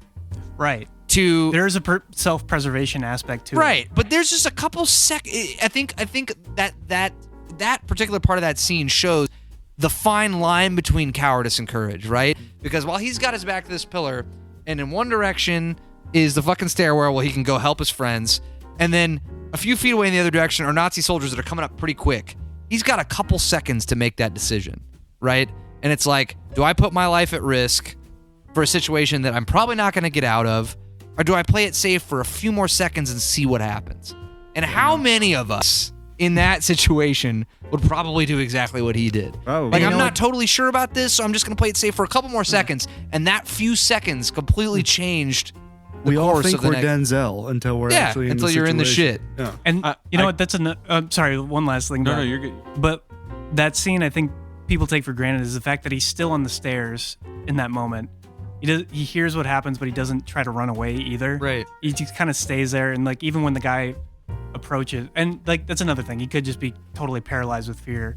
Right. But he doesn't choose to leave at any It doesn't point. feel that way. It almost feels like he's so ashamed of his He's like, inaction that he's like, I don't even give a shit what happens to me just right like now. guilty Yeah. completely, and he's just like, I will take whatever happens to me just because I couldn't physically move. And I feel, because I was honestly right before I said that, I was like, well, he probably, he couldn't help, and he's just like, well, if I die now, like I feel like that's half, like more than, or not more than, but half the reason why he's breaking down, because he's like, I'm probably gonna die here in the next, however many minutes or whatever, if that Nazi wins. He's like, I'm probably gonna die. Yeah. And I think too, there's a thing about him that he's smarter than a lot of the other guys in the movie. And I'm not saying that as like an insult either. It's just like he's more well read. He's even read that Emerson quote that he talks about. So he's very idealistic about what warfare can do for you personally, make you more like I don't know, self-assured person, make you like harden your senses or whatever. Things he has in his head, and then he gets there and he just can't do anything. Right. He's just like so in his own head that it's crippling because he knows all the he's more aware of what war is than these guys are probably. So I don't know, maybe that's an aspect to it too. But he gets his fucking revenge. He does. He gets his revenge He does. on the dude that he helped free. Yeah. And then that last moment too when he like is like five guys and he's like cornering. Yeah, it's like so much braver than almost anything. I think that's what kind of makes it work, right? It's like what he does at the end of the scene when the planes start dropping the bombs.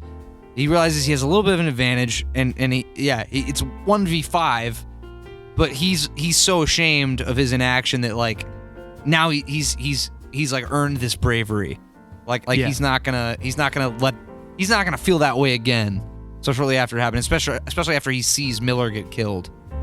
Yeah. You know what I mean? I feel like he's consumed with all that guilt. It's like it's enough to push him over the edge to be like, I officially don't care what happens to me now. I'm gonna make a difference. Yeah. So it's like he gets the lowest point in his character and his redemption within a couple of minutes. Yeah. You know what I mean? Yeah. Yeah. No, and it's true. And I think the thing with Jeremy Davies too, like he does a really, really great job of playing that character, but it's almost like he plays him like a little too weak almost. Like in moments that like it almost like wouldn't even make sense because there's like no build up because he always kind of plays him like at this. He's always a doof. Yeah, and I guess that would make sense because he's the new guy. Like nobody knows who he is, so he doesn't know anything. So. And I have to point out that this was a trivia that I learned. So you just watched Starship Troopers with me. I did. You've seen Starship Troopers. Yeah. Casper Denise Van Richards. Dien, the beautiful man who plays the main character, course. Johnny Rico, was almost cast as Upham in this movie. Really? Can you imagine that dude Vastly different movie. being Upham, the star of Starship Troopers, like Mr. Gorgeous Chiseled Jaw, Johnny Rico, as like this well-read, like timid, bookish kind of guy. Yeah, I just can't fucking can't see really it. see 98 pounds or something. Yeah. Like that. It's You know like- what? Honestly, I could almost see it. Really? Because he's so pretty. You're like, kind of like. Okay, that- like that he's could be fresh a out of thing. West Well, Point. but Like, yeah. No, I mean that's a good point too. Is like somebody you wouldn't expect Yeah. to be in that position. You know, Like that could have been a really powerful thing too. could have been. Like if you get like a really like Brad Pitt looking guy up there, and like he's the one that's cowardly, you're like, oh, You're like, whoa, that's real. surprising. Yeah. Surprisingly No, real. Jeremy Davies is up him. No, he's, Anywhere he's I see him fantastic, ever of course. again, he's just And, like, up him to me. And even what I just said about him like playing it's not even like an entire. He played it so well. It's so convincing. So he's fantastic in the movie. I'm not dogging his performance at all. Yeah. But anyway, Oh, we got through Upham's character arc. I think we've covered everybody. Character. I think we have. Yep. Yeah. Any last thoughts? I mean, we get the epic final scene with Tom Hanks finally getting whacked by Covered it. by the dude who he let go. Ultimate Das Shakespearean fucking douchebag. Shakespearean Das Douche. tragedy, and you Got get to know about Das Douche. yes. You get what might be one of the most famous scenes in the movie, which is Tom Hanks Oh, yeah. dying, laying against the fucking truck, and he's in a way accepting his fate, in a way resisting his fate. He's got a fucking Tiger tank driving toward him. All he has left on him is his handgun, and he's just, in a very poetic, epic fashion, firing useless rounds into this tank. And his final shot happens to perfectly coincide with American firepower flying directly overhead. Tank busters. P-52s? P-51s? Whatever. Yeah. Dropping a bomb B-52s, I think you're right. right on top of the tank, which was a really accurate shot by that pilot, Right. for the record. At Yeah, the perfect perfect. time. Just perfect. And it saves him for a few more seconds so that he can grab Private Ryan, bring him in close, and tell him the two most powerful words that have ever been spoken in film. Earn this. Earn it. So 3 words, technically. You got earn this, and then earn Earn it. 4 words. What we've done for you. Earn it, man. Yeah. Earn it. Well, it's funny you bring that up because a little lightning round at the end. I was just going to point out some of our favorite quotes from this movie. All right. I wrote them down while I was watching it. There are a couple others, but South of Cheese is a new South one. of cheese. South of cheese. That's a man. good Smell one. south of cheese. And We Got Him, Stay Down was the first one I wrote. Yeah. We Got Him, Stay, because it applies to so many It things. does. I mean, not really, but it somehow does. I thought you liked it in the ass. I thought you liked it in the ass. That's your first. That is the first line from Ryben that you really hear. Like he's got all the stuff on the beach while they're approaching, but yeah, I thought you liked it in the ass. I thought you liked it in the ass. liked it in the ass. What does he say before that? He's like, a hunk of cheese in your ass. Yeah, hunk of cheese can't in your remember. ass, Caparzo. You smart ass. Smart ass. Yeah. He's like, I thought you liked the cheese in the ass. I thought you liked the He's cheese like, in your what? ass. I said I thought you liked it in the ass. So I gotta reiterate. Anyway. Yeah, that's an interesting thing too, because you think about when we watch Band of Brothers, you see how they rise in rank, which is really interesting. Because I don't know a lot about military ranks and how they work and stuff, but in wartime, and especially during World War II, guys were dying so often they would just kind of fall by the wayside. So you get like a commanding officer, like it's in a captain role, and he'll die, and then like whoever the first sergeant is, that's the next guy in line. So like, and that guy could die next week. That guy, other Yeah, guy could you die could the get other week, promoted so- just by making it through a Yeah. battle. Yeah. If you just showed yourself as like a valued leading person, like you could get promoted all the way to the top if, you know, Yeah. the circumstances. Just because you're happen still to be there. right. Yeah, Just because you're too- think about it. Yeah. Experience is everything. Like Uh. the more shit you've seen, the more you can like compose yourself and compose other people Yeah. in those situations. because you stood 2 feet to the left And and didn't the get bullet hit, hit that yeah. dude. Yeah. You're gonna make Yeah, captain. dude. You know what you're doing now. But if you think about, so they've been there since Africa, so they've been there about a year and a half, 2 years. So they really could have started out as like privates and ended up being in those positions. Or, well, I mean, Tom Hanks has probably got Imagine he came in as like a lieutenant or something. a degree. Yeah, he had some kind of notoriety. Officer going on. training. Or yeah, he had a degree, or he's like leadership capabilities or something. So probably was a sergeant, got promoted to captain. So he's probably risen through the ranks as things have gone on. That's one of the funny things in this movie is like literally he's just done. So he's been in Kasserine Pass, which is one of the most bloody, probably the bloodiest battle of the whole Africa campaign going through there. And if they went through Italy, they probably went through Operation Husky, which other than the D-Day invasion was one of the bloodiest invasions they had done up until that point. And now he's in D-Day. Omaha Beach, Dog Green Sector was one of the bloodiest. The shittiest luck engagements. ever. So he's literally been in the worst conflicts the war has had to offer the whole way through. Yeah. And there had to have been a couple of guys that was the case. Yeah, because that was common. Because you want your guys who've been through shit to be on the front lines of the new shit or prospective shit. So yeah. Yeah, and especially if you're in a leadership position like that. So it's an interesting trajectory. It doesn't spell it out for you. It doesn't even tell you really what their past is. You kind of have to piece that together. But you think about it, that probably, through the way the war worked, is probably how it happened. This is also why it makes less sense that he would get the mission to save Private Ryan. Maybe he thought it'd be a cushy job because they're not like on an assault. They're just kind of wandering through. Could be. But Holy shit. oh, but he also said it's a tough assignment. He's like, I got another one for you. We're at 2 hours and 40 minutes. This is officially the longest podcast we've ever done. Well, 2 hours and 49 minutes is the length of the movie. Ooh, okay. Well, we should probably last 9 more minutes. Well, and I'm almost done too. I only got a couple. Oh yeah, more. quotes. It's a bomb that sticks. It's a sticky bomb. Bomb that sticks. Which we had covered. Sticky bomb. I think I quoted the whole scene. Oh yeah, and you did a really good job. Thanks. We're in business. Deflate. That's a good one. Not definitely. Defilade, Defilade. which we've learned is a word. Wait, tell me what it is again, because I don't So remember. defilade is a fancy military term for cover from either an enemy position or enemy fire. It can be a surface or an object. It is considered defilade if it puts you in a position where the enemy cannot shoot you. Yeah, Defilade. exactly. There you go. I knew that the whole time. There you go, everybody. Duh. You could just say Um, cover. Yeah, cover actually might be quicker. I mean, defilade sounds cool. if somebody said deflate or definitely, Right, it's like I guess it all means my the same commanding thing. officer looked at me and there's like firing shit going around, and he's like, defilade! I'd be like, definitely, dude. Yeah, like, Yeah. After like a grenade goes off by your head, you just hear. Boo, boo, boo, boo. yeah.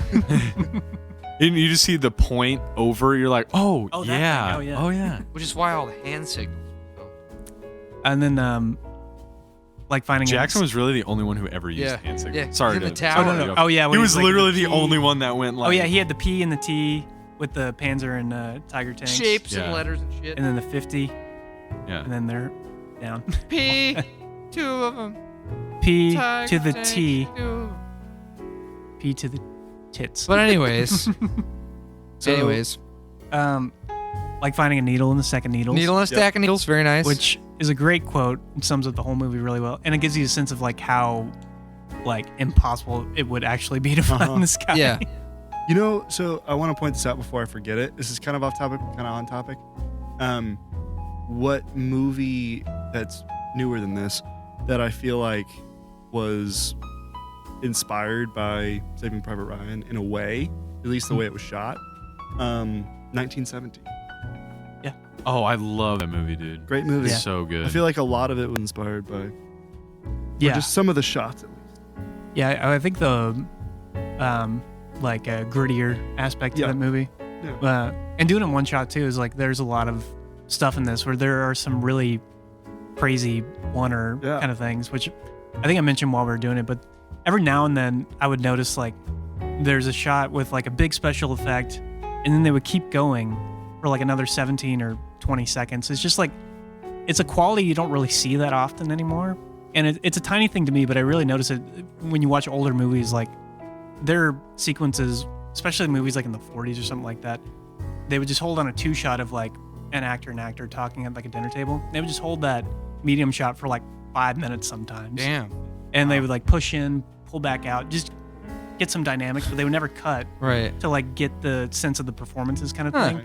And there is an element to that rhythm that is kind of lost in modern movies that I've noticed. Because they cut so much. Yeah, well, and even like more like artsy kind of, filmmaker jerk off kind of thing movies now, there is that quality, but like it's like if you just did that for like an average movie, there's like a certain chemistry that's lost when you break it up into like this editing gauntlet of shit that I think the average person doesn't notice. And I don't always notice it, but I can tell on rewatches what's missing. Right. And there is that natural rhythm of the way that people charismatically interact with each other. And that's something in this movie that I think is so apparent, is that he just lets things play out and cuts where he needs to, but he doesn't feel the need, even with an action movie. Action movies are the worst at like hyper cutting to the point of being incoherent. Yeah, And like in this movie, it really lets it play out. And there's never a moment where I'm like lost in the, like even the geography of what's happening. except that 20. Oh, that one scene. shot. It's so funny that you know what I was talking about. Yeah. Just like like when I was a kid, I was just like, what is happening? Like, who's getting shot by what? Like, yeah. It's just guys blowing up Yeah, randomly. just heads exploding and people being blown in half, and you can't tell what's going on. Oh, and I mentioned that like 180-degree rule thing. Yeah. And that's like it's a subtle thing. They teach it in film school all the time, and like it's a good tool because if you go like one side, you're oriented with like this vista, but if you cut to like the opposite way, You lose all perspective. yeah, unless you are able to connect that in some way. And I think that they do Yeah. in the shot, but it's so quick and so like the shutter is really low on it. Yeah, and if you lose focus for a second, you know, you wouldn't know. Yeah, and like that's like one of those blink and you'll miss it kind of things. But yeah, it's like that moment where it's like, oh, it's over here, but it's over here. Where the fuck was Yeah. like you have no idea where you're really looking. Yeah. So, Oh, did you talk about the gun? oh, the 20. The 20 millimeter, fuck that gun, dude. Talk about that gun Was for a it- second.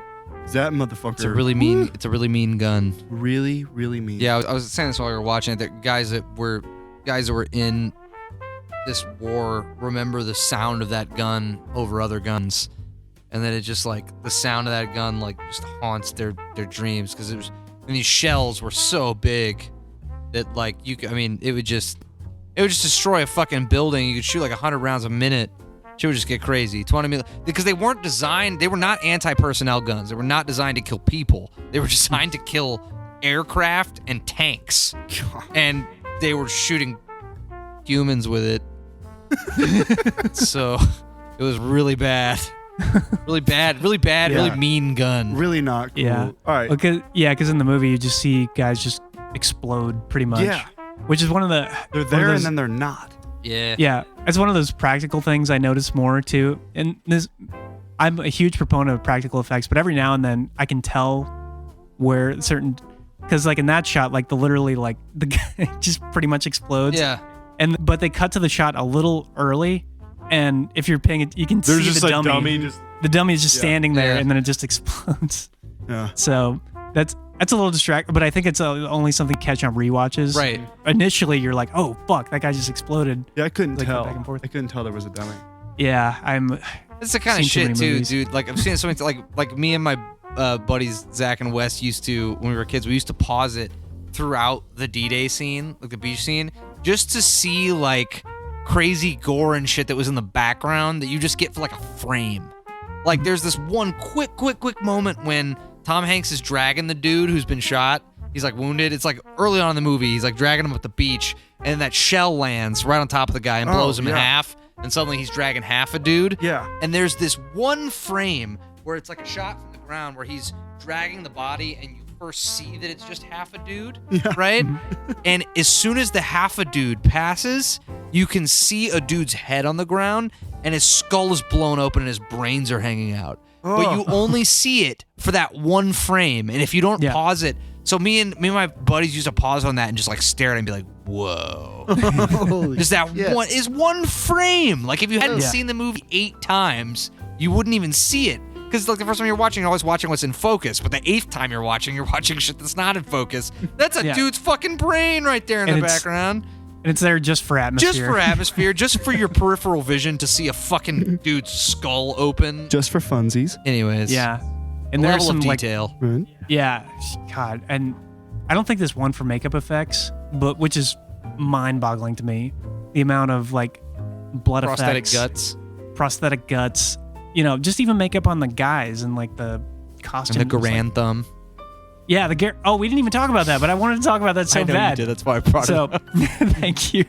So, Carlyle mentioned this thing called the Grand Thumb or the Garand Thumb. I still say Garand. I say Sounds better than Garand. But basically, so the M1 rifles that they had, which was standard issue at the Army that time, the thing with this gun, it was a wooden gun, but it was semi-auto, which is a really new thing at the time. Everything had been bolt action before.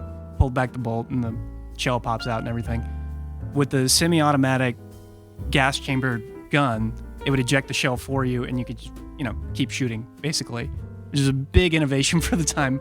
The one design flaw that the gun had, when you got to the end of the clip would eject and it made this metal ping sound that would give it away that you were out of ammo, pretty much. So if you're in a situation where it's just you and one other guy, and you pinged, he knew you were out of ammo, and he could rush you if you wanted to. Pretty critical design flaw. But the clip isn't like a magazine that you'd have where you'd like stick it in the bottom and pull back the thing.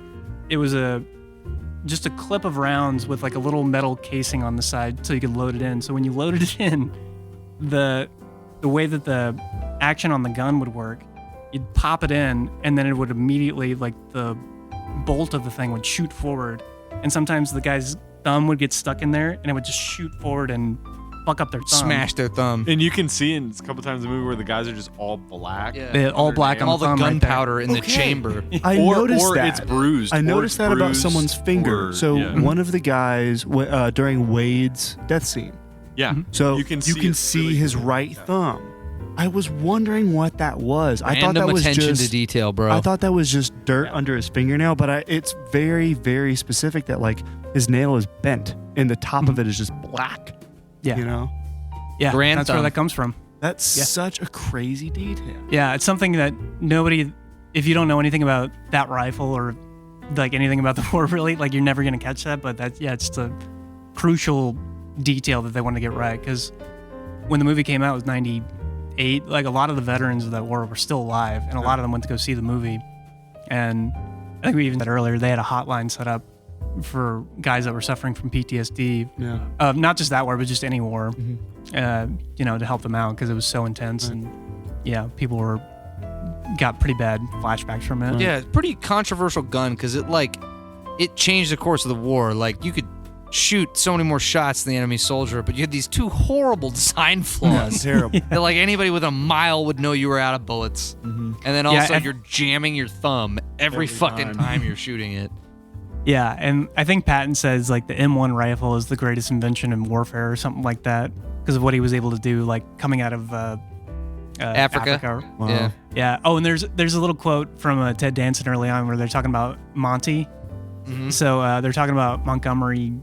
Fuck, I can't remember his last name, but he was the head general. He was like the direct opponent to Patton.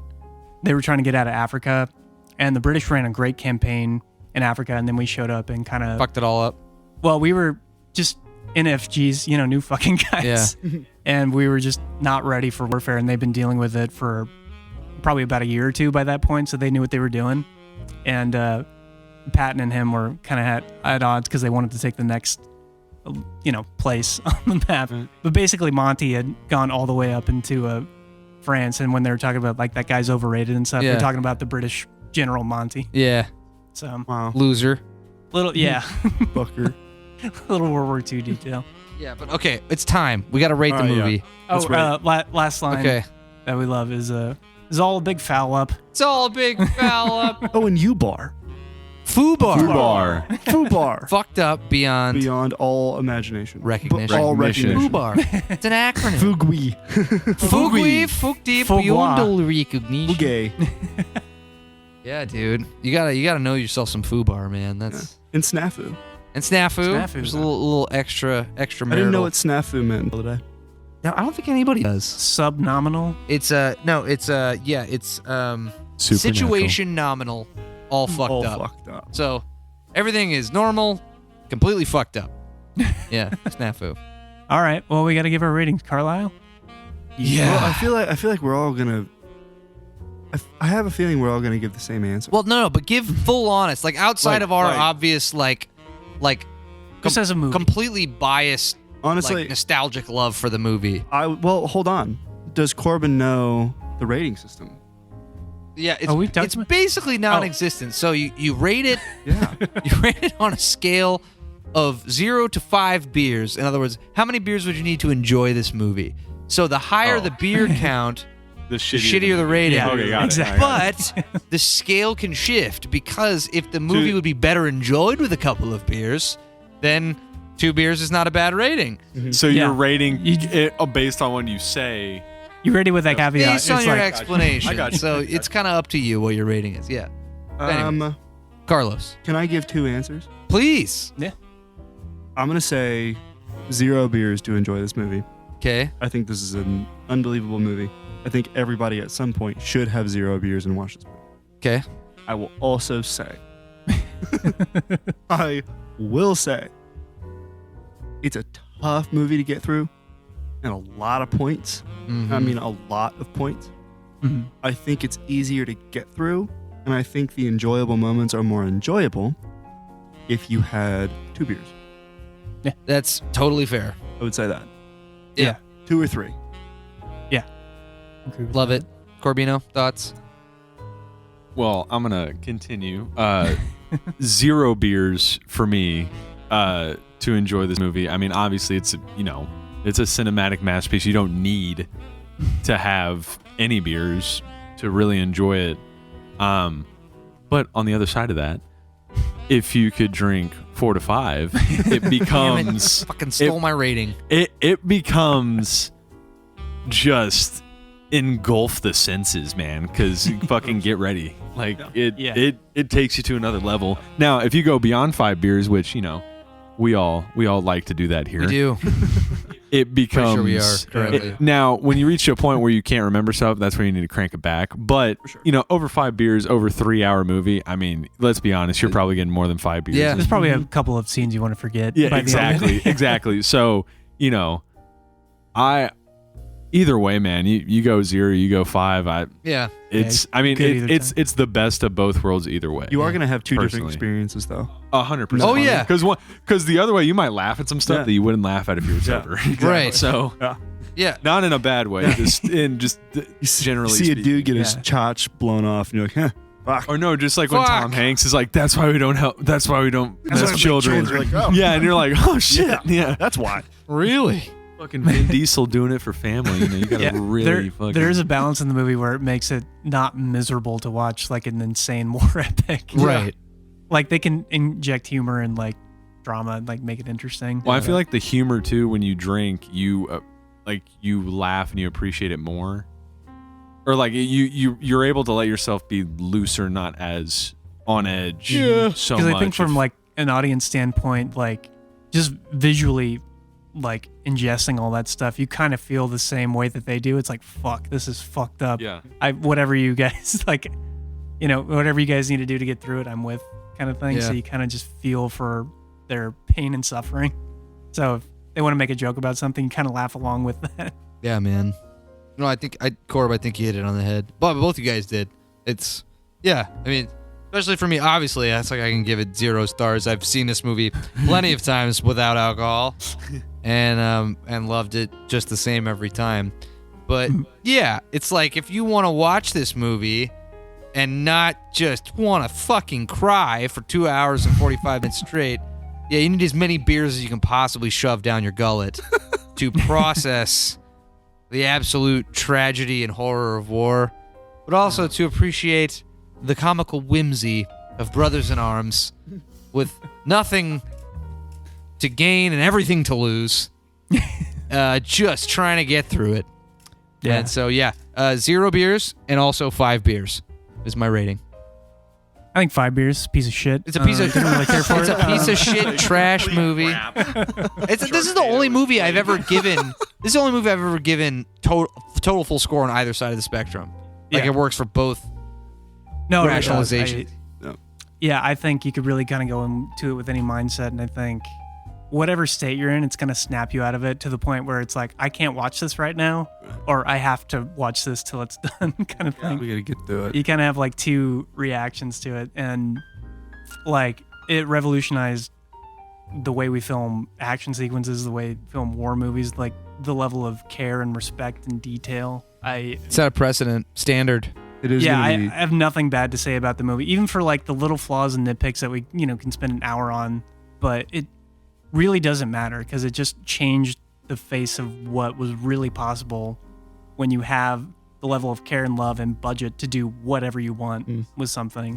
And it's incredible. It is going to be interesting going and watching war movies after Saving Private Ryan. And they all pale in comparison. dude. They'll fuck you up. Yep. I'm really interested. Yeah. Yeah, you'll be like, God damn, this sucks. Because I'm already Like, seeing the comparison between like 1917 and some other ones. I'm really interested to go back. Well, dude, 1917 and Saving Private Ryan, I mean, they're probably one of the best 2 that have done it. Of course. Yeah. That I'm thinking of. Platoon's right now. another really good one. But Platoon is. Platoon's a little more like insane. Yes. Like it's a little more unhinged.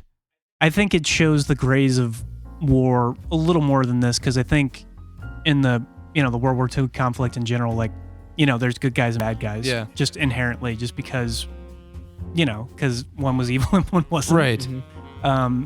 But I mean, like, they're just grays and warfare in general. But with Platoon, it really shows like we're here for the wrong reasons.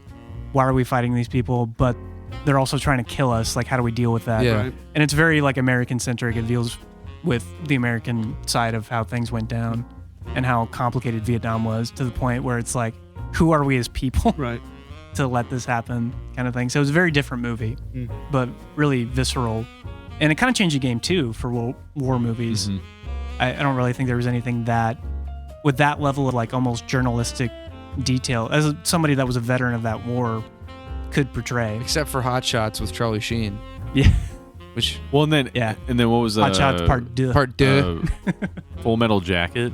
Yeah. Yeah. That one's more of a psychological. Yeah, it's more cerebral. Yeah, and there's really not a lot of fighting in that one. Like, not as much as the other 'Cause- movies. Well, that one came out post Platoon, and people were like, "This is just like a poor man's Platoon." Like after People said that?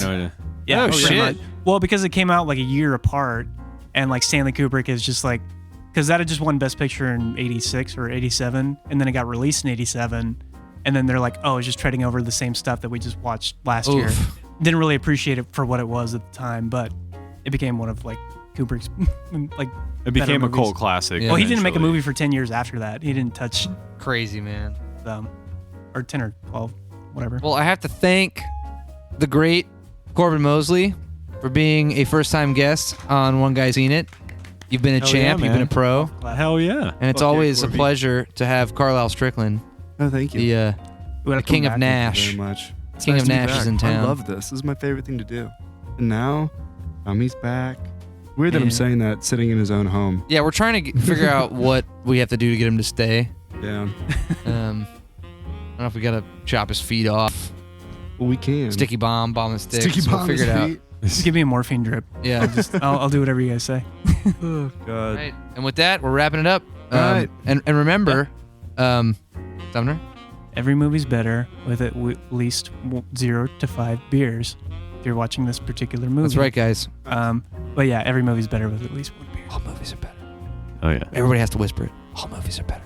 Every movie's better. With at least 1 beer.